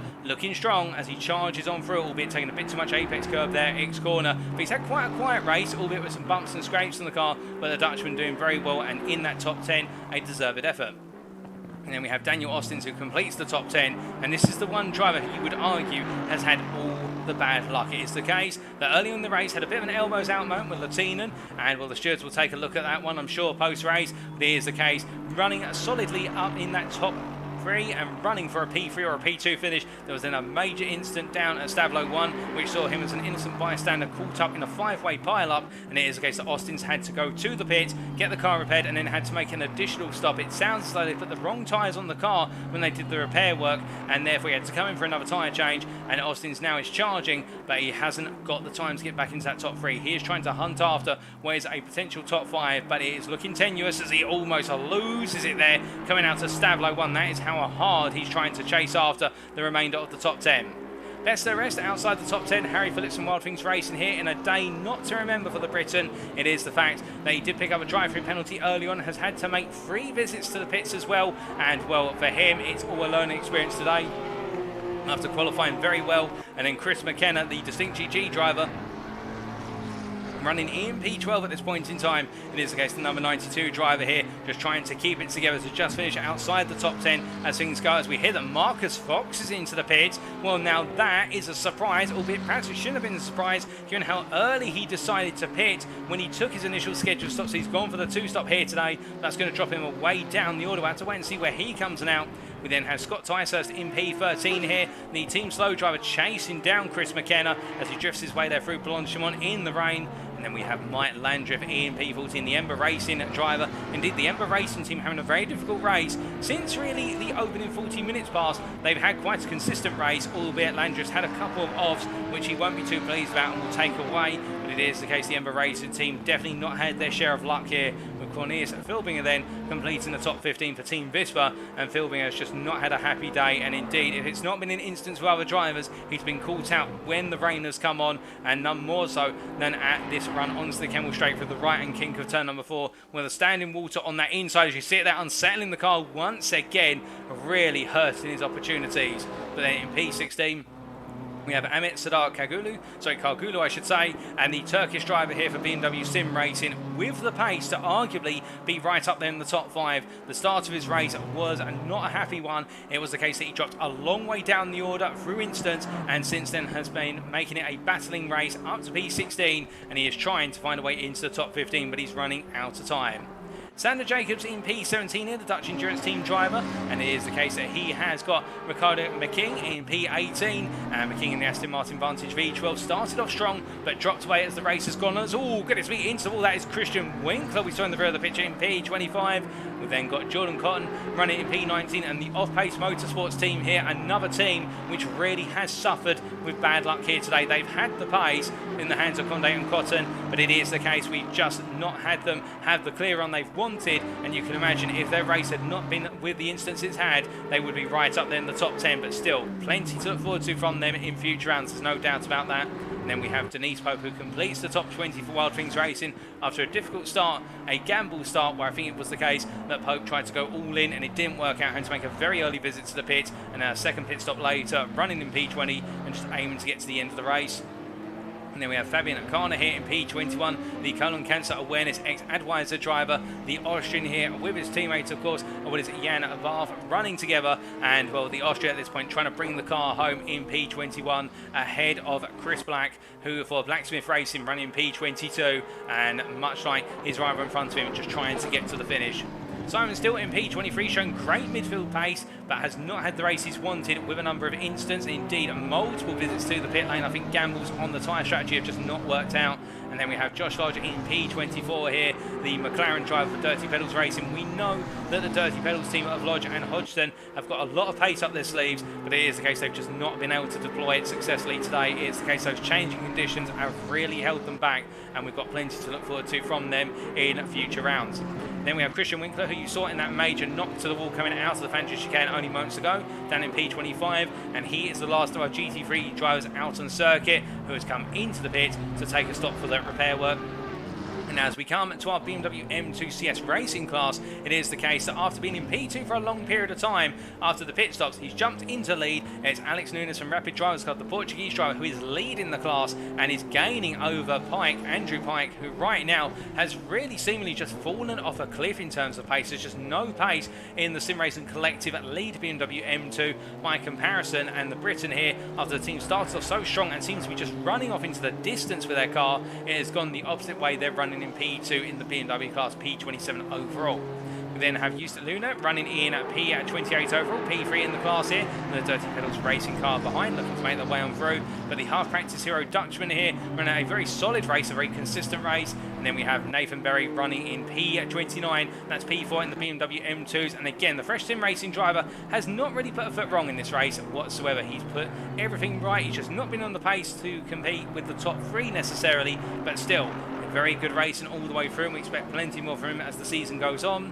And then we have Lennart Deminiuk, the Belgian here for Team BUSR, running in what is that P5 in the BMW M2 class, and what's been a difficult day for BUSR, and indeed Dimyuk really feeling the pain in both qualifying and also in the race. And Evan Latafas, well, we saw earlier on Latafas from Wild Things Racing being involved in a bit of an altercation with his own teammates in terms of them navigating their way around one another, but the Greek staying on the clear and narrow in what is effectively P6 in class, P31 overall. And then our last BMW M2 driver, the other sim racing collective car, the number 199 car of Anthony Shatler, the German driver here, running P32. The last driver drives out on circuit, and as he makes his way on around right now, we have actually had another driver retire, as I'm to understand it. We are just trying to understand who exactly has had that retirement recently, and well, it's the case we can't confirm who that retirement's from, but we can confirm this is where Marcus Fox has come out after his pit stop. He's come out in P4, the random racing driver, and now he's got to go hunting after Chris Hack to bring home that podium, or the last step on the podium we should say. And with 20 minutes to go, what is the gap to Chris Hack? Well, as he comes to the end of sector 2 timeline, the gap is 36 seconds. Well, he's got to go some here if he wants to close down Hack, and you can imagine that with only a limited amount of time remaining, and with the lap times being 2.5 minutes in nature, that means really there's only about 9 laps remaining in this race, if that is perhaps even 8 laps for our leaders. It is the case that Marcus Fox has got to give it some, and I hope that Hax has a mistake or two, because otherwise it's not going to work out at all. As meanwhile we do look to our P19 driver Jordan Cotton, who is going hunting after the fellow Aston Martin of McKing here. As they make the way down the hill into Rouge Corner, he takes a look to the inside here. McKing gives in the space on the inside. It's going to be Bear Vantage on the inside versus V12 Vantage on the outside. And as they make the way out of Rouge and into X, but it is the case that Cotton comes on through. And as they roll the way through the left hand of Cotton, always losing the rear there for P18 as they come out to X, but he's got it done. And Jordan Cotton, the off-pace motorsports machine, gains another place. As meanwhile behind there's contact between McKing and what is there. That is Josh Lodge from Dirty Pedals. The two drivers have come together, and as they do, will Lodge running down in P24, I think was trying to find his way on through McKing to unlap himself, but in the end he sent both of them off in the process. Oh goodness me, both of them there into the wall after going off track. Well, they'll have picked up, also they'll have lost a bit of tyre temperature with that off, and in returns they've rejoined and tried to get on the power, and with the rain falling quite heavily now once again, both drivers are in synchronicity making that error, and that is a disaster for the pair of them, and McKing will be frustrated with that. Indeed they both will, as they now return to speed. But as they do, we look from them to a bit further up the road, in particular to P11 driver Harry Phillips here, who right now going hunting after Daniel Austins. Well, Daniel Austins in return hunting down what is Carl Van Horn. And speaking of Van Horn, it is the case, here is Austins, and where's Van Horn? There he is right in front as we ride on board here with the Aston Martin racing driver. And as he rolls his way through the left-hander of Blanchamon, gets him very close there in the spray. I think he's going to look for the move. He looks at the cutback. He tries to throw a dummy on the outside to inside. Oh my goodness, and there's contact between the two drivers there as they come together under braking into the bus stop chicane. And well, Daniel Austins returns and presses on here, and Van Horn also rejoins, but Austins gains the position. I don't think that's the way he wanted to get it done, in all honesty, and I think he would argue that he was there on the outside, but Van Horn was ahead, and Van Horn would argue that he had the right to bring the car across. But again, one for the stewards, they'll definitely take a look at that should it be reported. But as Van Horn here gets back up to speed, Austins is up into P9 for the time being, but Van Horn I don't think will be too appreciative of the way that pass was made. But as they now go back up to racing, 17 minutes on the clock, and the rain has really come on in full force. And I wonder if we're going to be seeing rain to the end now, given the fact that we have got what is moderate rain scheduled for now. The rain will slightly decline in intensity in the next 5 minutes, and then it will up in intensity significantly within the next 15 minutes. It is the case, I think this is going to be raining to the end, and that in return will now start to pose the question, has anybody here set their car up for what is a circuit that wasn't going to get overly wet towards the end of the race, or is it the case that we could see some drivers really have lap times that fall by the wayside?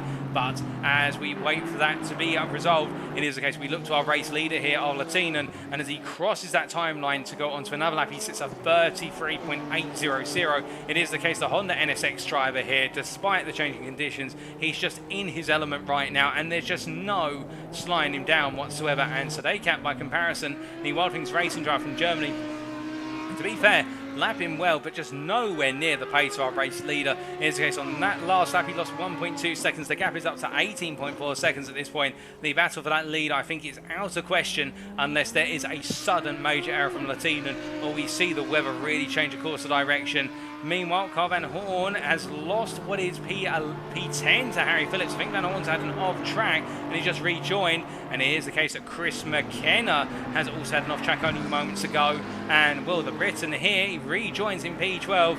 He doesn't have to worry about anybody behind him right now because Tyshurst is 11.5 seconds back. But some drivers, I think, are starting to struggle with that rain coming on in earnest. And in return, could we potentially see some drivers creep up the order just a little bit more? Speaking of creeping up the order, we look to our P8 driver here of what is Jean-Sébastien Cassinguena, and it is the case the Frenchman for Team Schumi Skins really on the charge right now, and well, making his way out of the final corner and heading down towards turn number 1. And as he does at this point, the 911 driver chasing after Fights Payne, and on that last lap taking another 2.5 seconds out of Fights Payne for P7 in the pursuit that position. And well, here is Fights Payne not too much further up the road, and as they make the way through what is the run to Eau Rouge, you'll see it is the case that Fights Payne just briefly in the rear of the camera. There is the Schumi Skins driver chasing after the 43 car as they make the way up the hill, and you can imagine if he can't find a way to essentially match the pace of Cassinguena, there will be a battle on within the remaining 10 to 8 minutes of this race, and it'll be an interesting one indeed because Payne has really had to fight for that P7, and I think he'll feel as though, indeed the team will feel as though they've earned that P7 on circuit and they deserve it all the way to the finish. But Cassinguena would also argue that it's been a major recovery effort and a P7 would be the reward that is deserved, and we'll have to see which one of the two of them walks away with that P7 come the finish. As they make the way on through what is there Lacombe, it is a case of Cassinguena definitely getting closer and closer with each and every corner turned, rolling way onto the brakes now into Rivage, and as they head through the right hander here, it is the case that the Frenchman definitely coming on strong with the remaining laps, and I think now started to find that rhythm that eluded the Schumi Skins driver early on in the race where we had the darkness but also the rain, and perhaps that's what it was at the end of the day. Perhaps it was the night time and the fact that we did not have daylight as such really coming into effect until the midpoint of the race, and that caught a number of drivers out in terms of where the wet patches on the circuit are, or indeed just where that dry line might be, whereas now with the daylight our drivers have found what is the ability to see where that standing water is, to see where the dry line is forming up, and in return it's just giving them that confidence to push a little bit harder. But as they roll away on free, you can see Cassinguena has really closed up already on this lap, and the gap by the time they get down to what will be the run into Stablo 2, I would not be surprised that this gap now is only about a second as they make the way across that line. Indeed, 1.2 seconds across the sector timing line, and that shows how fast our Porsche driver is pushing on.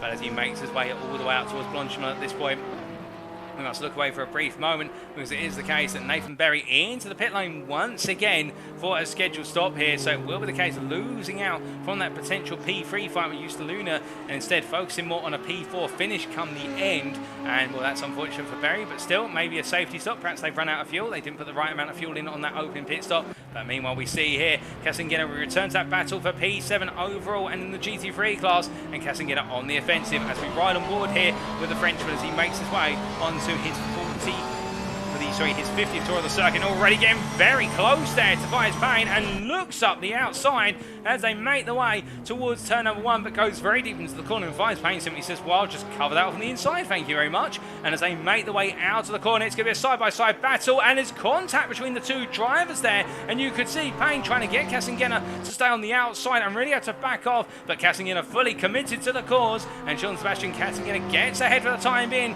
as they make the way through Eau Rouge and Raidillon, but you can see both drivers there on the near-knuckle edge in terms of adhesion and grip as they make the way through the kink onto the Kemmel straight, both of them sideways there. Cassinguena defends the inside at the last moment. Fights Payne's going to be made to go round the outside, and Cassinguena tries to open up as much as the corner entry as possible. Into Lacombe they go on the brakes. There's a bit of a tap between the two, and once again a bit of door rubbing, and it's the case Cassinguena tries to close the door. Well, that's a bit of a difficult one to score. I think Fights Payne there was trying to force himself into a space, but at the same time I think Cassinguena could have given a little bit more room there, and Fights Payne will not be too happy with that one, in the fact that he will feel as though he was there and he deserved that space, and in the end, will Cassinguena close the door shut when he couldn't close it shut?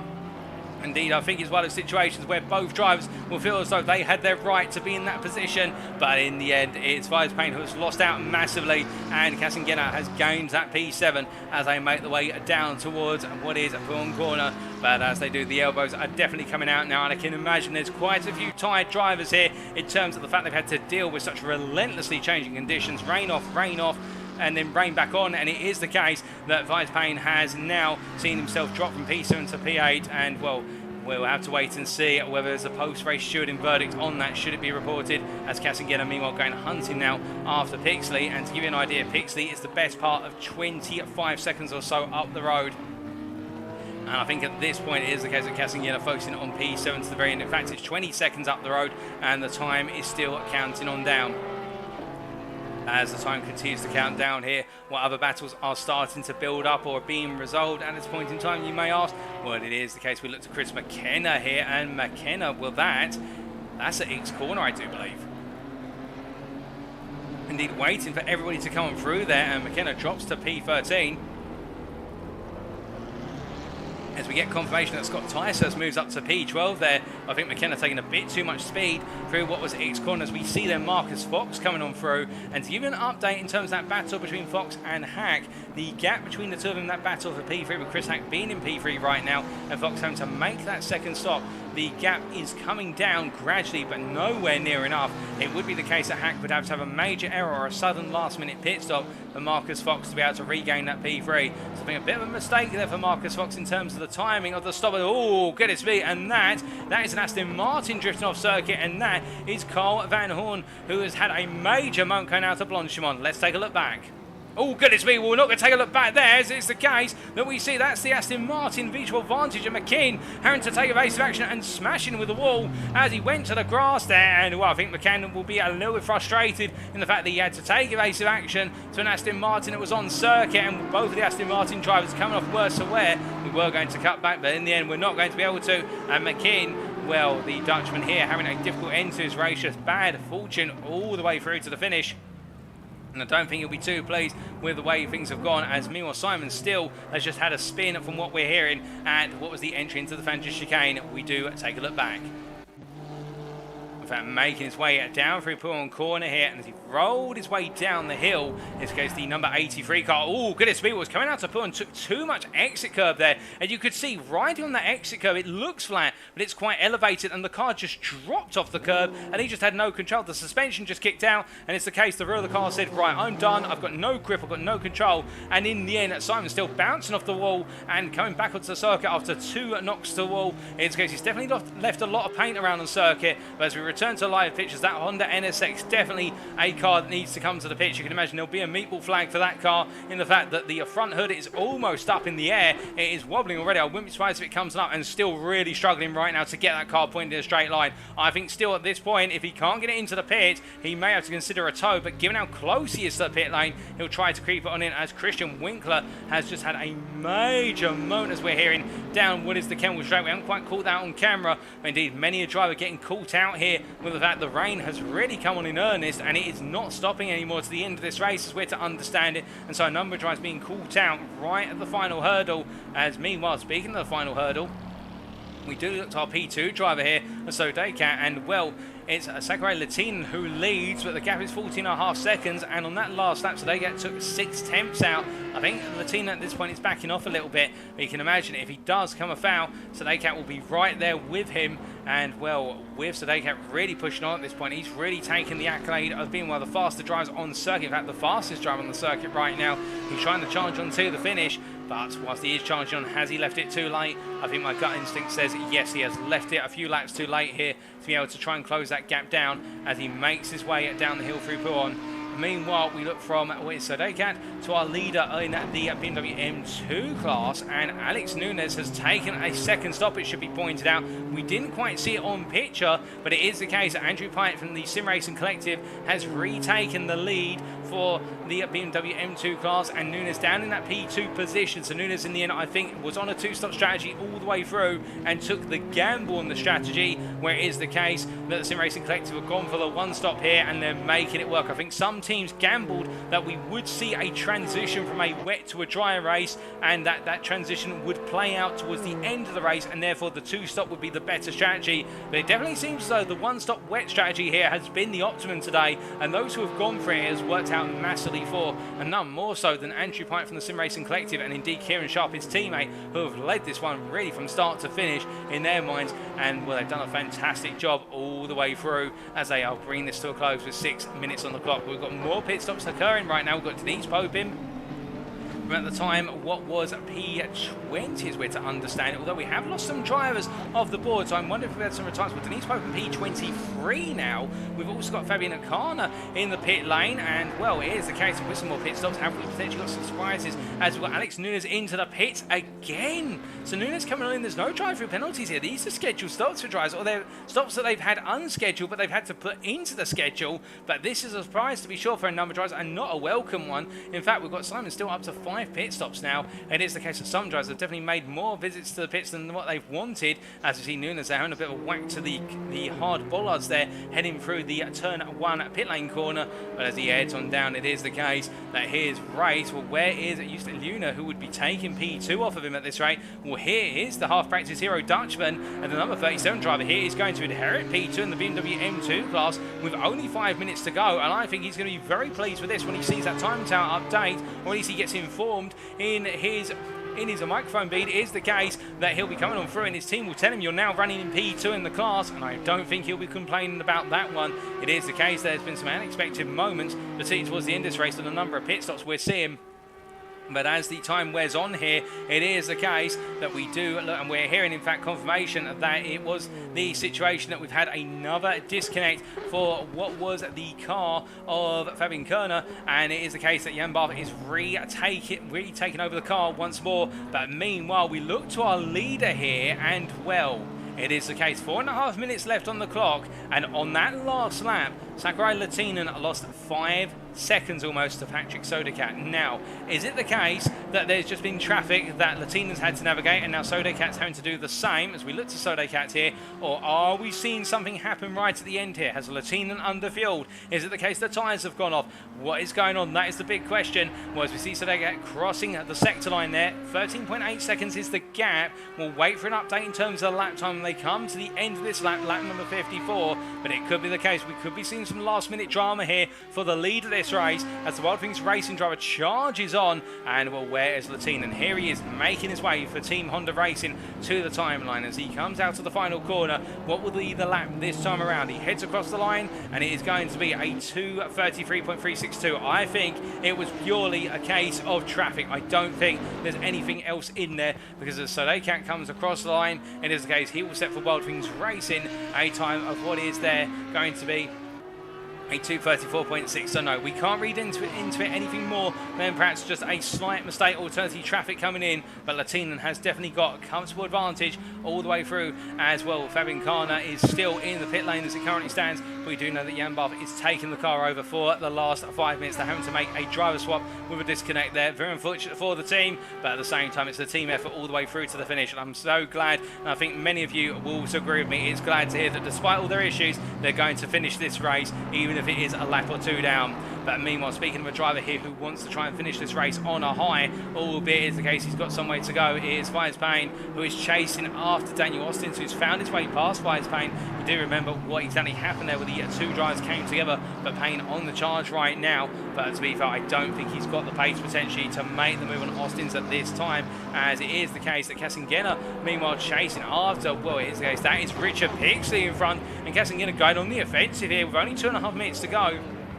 And Richard Pixley, surely he's not into the pit. He's coming on in. He must have underfueled by a small margin, or the fuel tank has just not taken him to the end, because Pixley comes on in here for another very late stop, and that's going to send him all the way down the order. That's going to put him all the way down outside the top 10, if my reckoning is correct. And that is not the way that Richard Pixley would want things to go. And it means now that with all that in mind, well, Kassengena is really running onto P6, and he won't be able to close up to Darryl Young in P5 coming into this this race unless we have Daryl Young come into the pits right at the end, but it is definitely a few more surprises in store, and well, my goodness, would you believe it, with the time that's wearing on, and we're hearing that Marcus Fox has had a brief off track. He has another slight off track there, making his way through Stablo 2. He had the off track at Stablo 1 as well.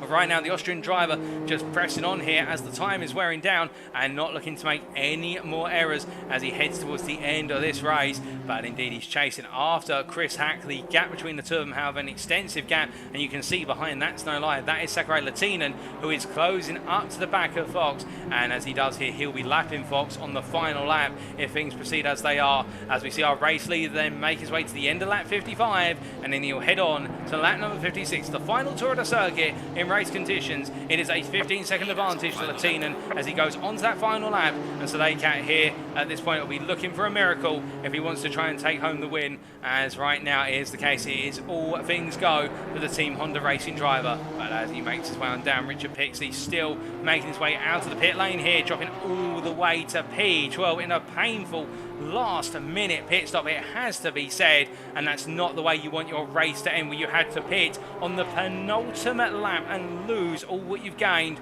And indeed, the number 7 driver here will be absolutely frustrated, but still 4 more rounds to go, and he'll look to learn from this today as he makes his way down the Kimmel Straight here. But as he does, you can see that Marcus Fox are looking to come on through to lap Pixley, but I think he's going to back it off slightly.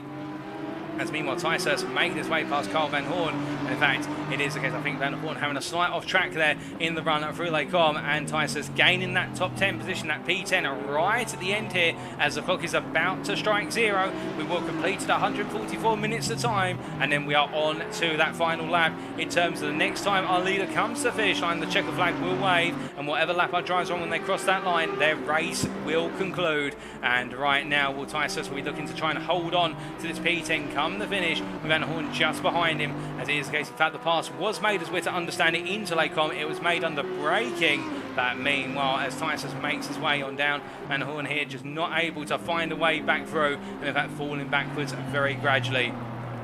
But as these drivers roll their way through what is the Fagnes chicane, we do have to look from them to a little bit further up the order to Sakurai Latinen as he makes his way through the Fagnes chicane. And well, what is there to be said about Latinen's race? It has been a race as a whole which has been full of uncertainty. Qualifying saw the circuit evolve very rapidly towards the end. Latinen wasn't able to get out there when he needed to in qualifying to set the ideal lap, and he started in the end from the 3rd row. But since the start of the race, it looked as though Patrick Sodercat was running away with things, but then when the pit stops occurred, and particularly after taking his stop for the undercut, Latinen absolutely flew, and he flew his way into the lead on strategy. There's no doubt about that. And as he makes his way up towards Blanchamon right now, since taking the lead, he hasn't put a foot wrong. Every time somebody's been able to match him for pace, he's gone faster. He's shown what he needs to in order to be able to hold on to that lead. And as he makes his way through the bus stop chicane, lapping Marcus Fox at the final lap, he heads to the line, and it's Sakurai Latinen from Finland for Team Honda Racing who takes the win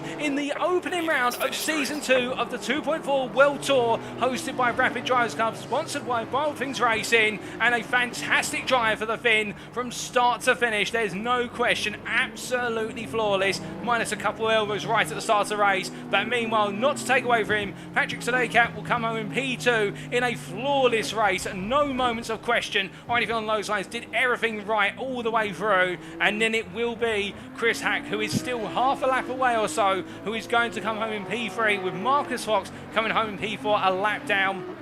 And as we do look here to Marcus Fox, who crossed the timeline, the random racing driver will be very pleased with how that's played out for him, given the fact he had to make that extra stop. But in the end, the 2-stop gave him P4. He's just missed out on P3. And then we look to Daryl Young here, who comes on through. And Young will be our next driver, the highest drivers to finish his race, as he comes to the line and he heads on through to come home in P5 as he crosses it there and then. But we do then look to our P3 driver of Chris Hack, who's still making his way around the lap. But whilst he does, we must look to Andrew Pike here, who has just recently crossed the line, and he is your winner. And indeed, the sim racing collective of Andrew Pike and Kieran Sharp, the team, have won today in the BMW M2 class, ahead of Just Luna there in P2 in an absolutely dominant drive from the sim racing collective of Pike and what was Sharp, and Luna making his way to the end of the lap right now in what will be a hard fought P2. Albeit he hasn't really had to battle too much for it, but he's definitely had to go through the race in terms of of the question of keeping it consistent and also bringing it to the end as he makes his way on down into the braking zone here. It is the case, going a bit deep, but I think he'll know it's all over now, and he doesn't have to worry about Nunes behind, who is 22 seconds behind. It's the case that Luna crossing the line there and getting the job done for P2 in the BMW M2 class, and then we will see Chris Hack crossing the line to complete the top three in the GT3 class. And well, a brilliant drive there from Chris Hack in the end, really the star of the show for Wild Things Racing. And then it is the case that we do wait for Alex Nunes to cross the line in third place in the BMW M2 class as he crosses that line. And the Rapid Drivers Club driver here today, potential course for a P2, but had to make that extra last minute stop and lose out, but still a well-earned P3 all the same. We've still got a couple more drives to come to the line, including Tyshurst, who comes home to complete the top 10, and we do have Carl Van Horn, who comes home in P11, just missing out on the top 10 in the GT3 class. More drivers still to complete their races, it should be said, as we're to understand it. I believe it is Evan Natafas here, who is the last driver to cross the line. But my goodness, what a race from start to finish. But in the end, your winners, ladies and gentlemen, across the classes, it is Sakurai Latinen who took the win in the end in what was the GT3 class in the season opener, and it was in the BMW M2 class, the combination of Andrew Pike and Kieran Sharp from the Sim Racing Collective bringing home the win in their class, P25 overall. And well, it's going to be very interesting to hear the perspective of our winners as part of the post-race interviews. And we'll speak of those post-race interviews, they'll be coming up in approximately 4 to 5 minutes time. And don't go anywhere, ladies and gentlemen, we'll be bringing them to you as soon as humanly possible.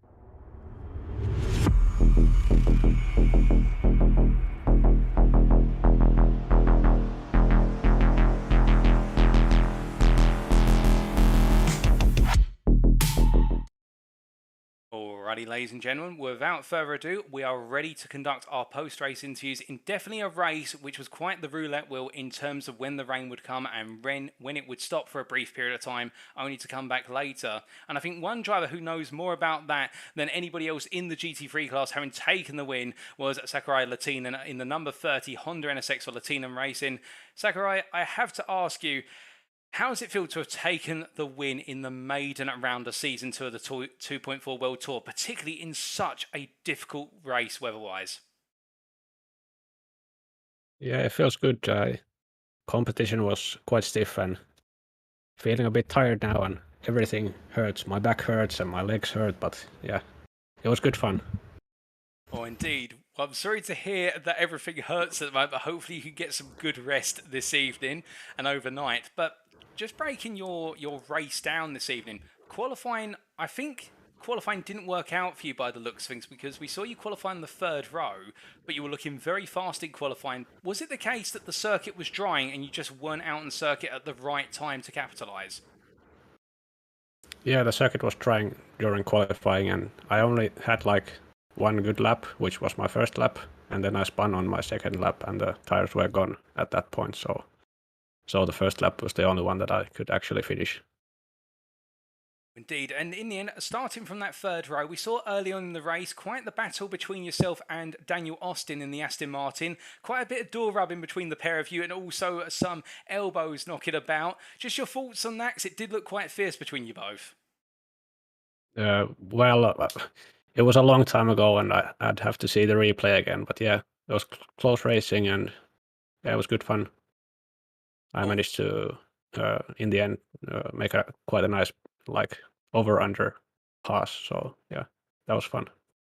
oh, indeed, it was a brilliant pass for the position and really set yourself up well for the remainder of the race. Now, over the course of the first stint, we thought there was the case that Patrick Sodercat was really running away with the proceedings, but then you came into the pits and really found your rhythm. Just take us through that pit stop and what came after, because you were absolutely flying in the second stint.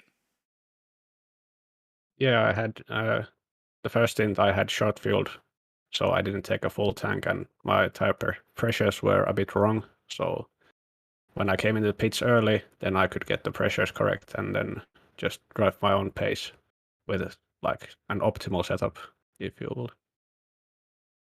Oh, indeed, and with the conditions so variable, just your thoughts on the fact that at certain points we had the rain go away, and only for it to come back heavier and stronger for say 10 minutes, and then for it to go dry. What were you focusing on as part of that? Because your pace just never seemed to drop. We saw you multiple times headed to the 33s, the 32s. It was almost as if you could choose when you wanted to turn the pace on. Yeah, I was trying to manage the gap to whoever was behind.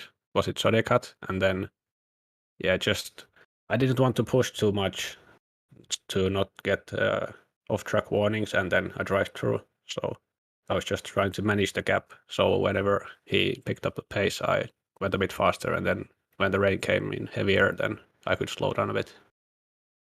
Oh, indeed, and managing it very well from start to finish. Indeed, a well managed race to the checkered flag.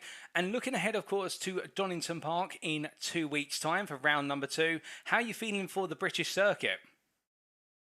Well, I've just learned it like 3 weeks ago, so a bit nervous about that. But yeah, it's a good fun circuit, and maybe with the traffic, it's quite a narrow circuit, so overtaking may be difficult with the multi-class things. But yeah, should be good fun.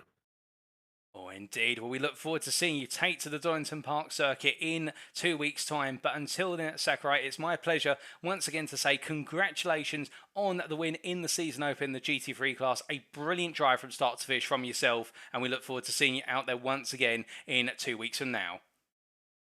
Thanks. See you soon.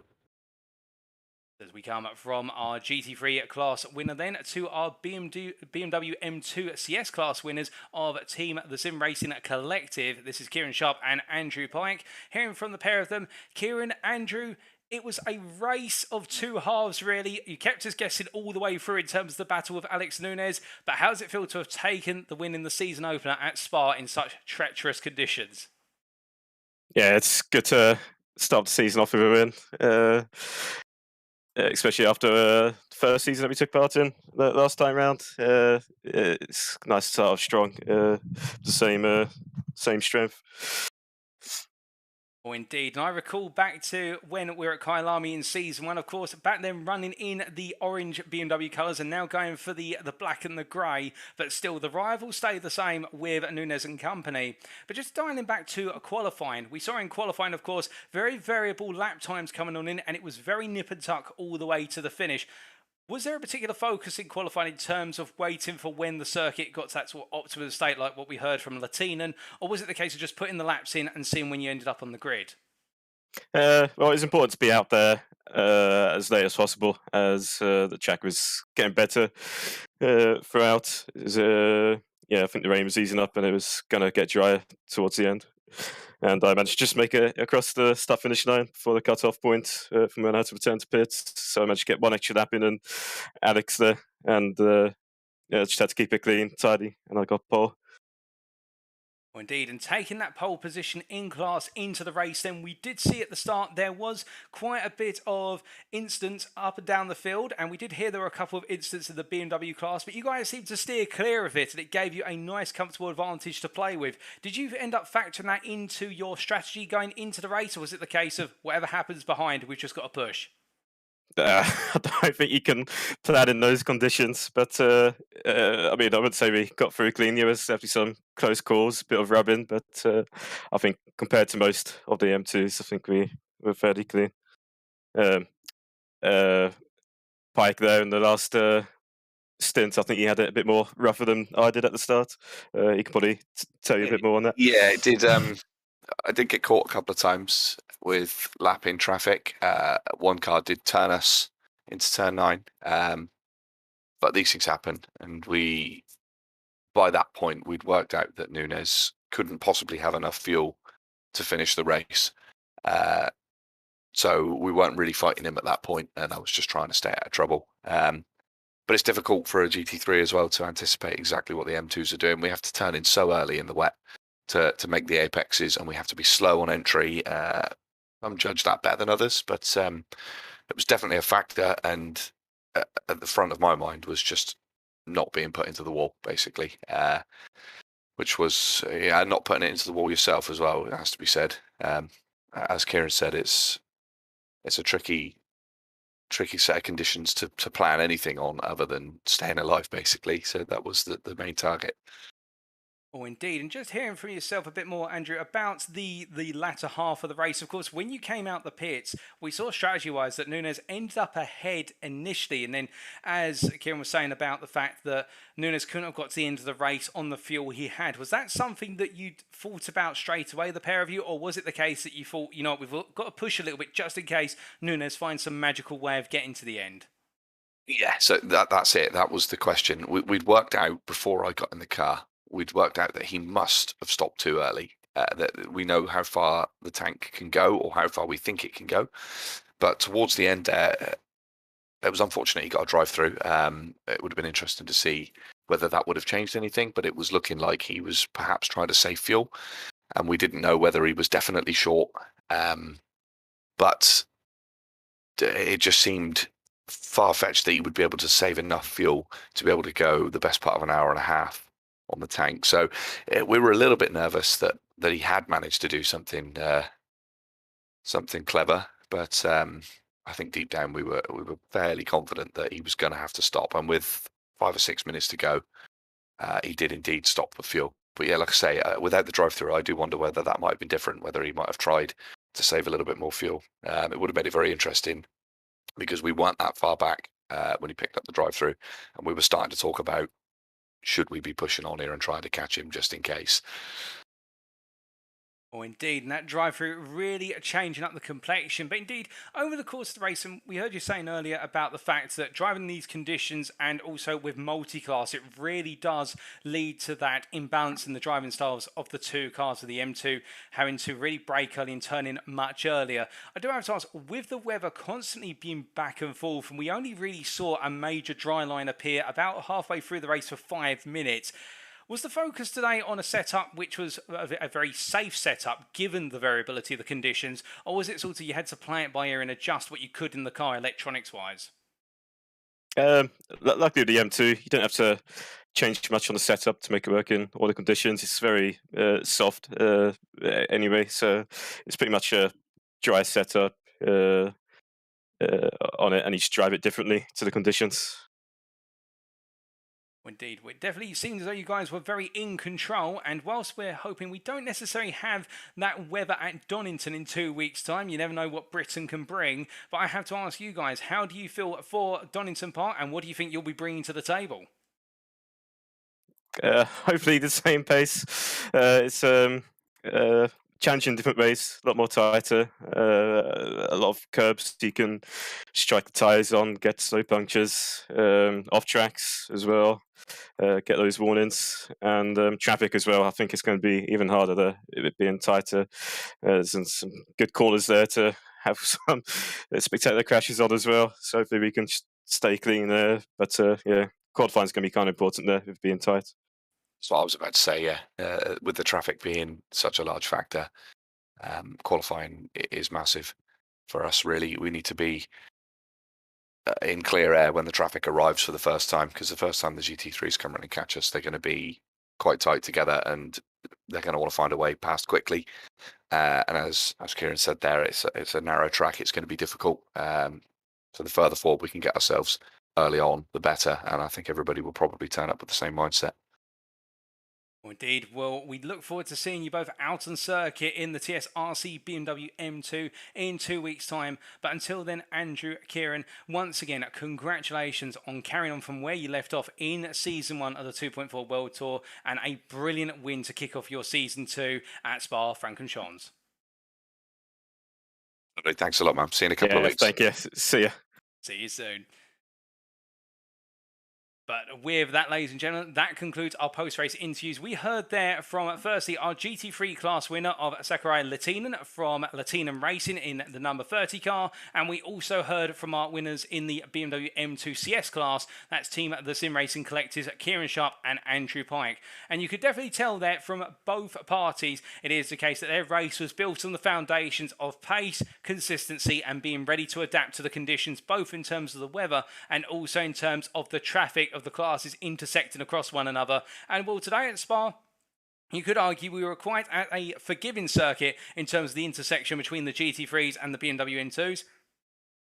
But in 2 weeks' time, we go to Donington, and indeed it's something we'll talk more about at the time. Donington is a circuit which is quite narrow by comparison compared to Spa, or at least it does not offer as many opportunities for making those inter-class passes or getting past class traffic, and that could really mix things up. And it was very interesting to hear both sets of drivers talking about that towards the end about Donington. They've both already got it on their mind, and well, we'll have to wait and see if they can continue their momentum as the class favourites respectively.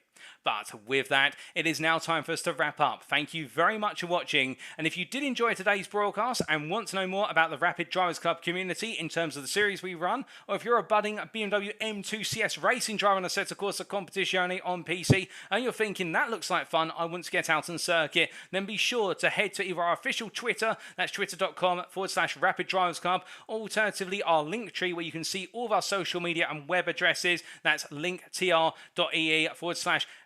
Drivers Club for more information about us and even potentially sign up for the remaining spaces in this league or future leagues that we do plan to run and other things we do outside of sim racing.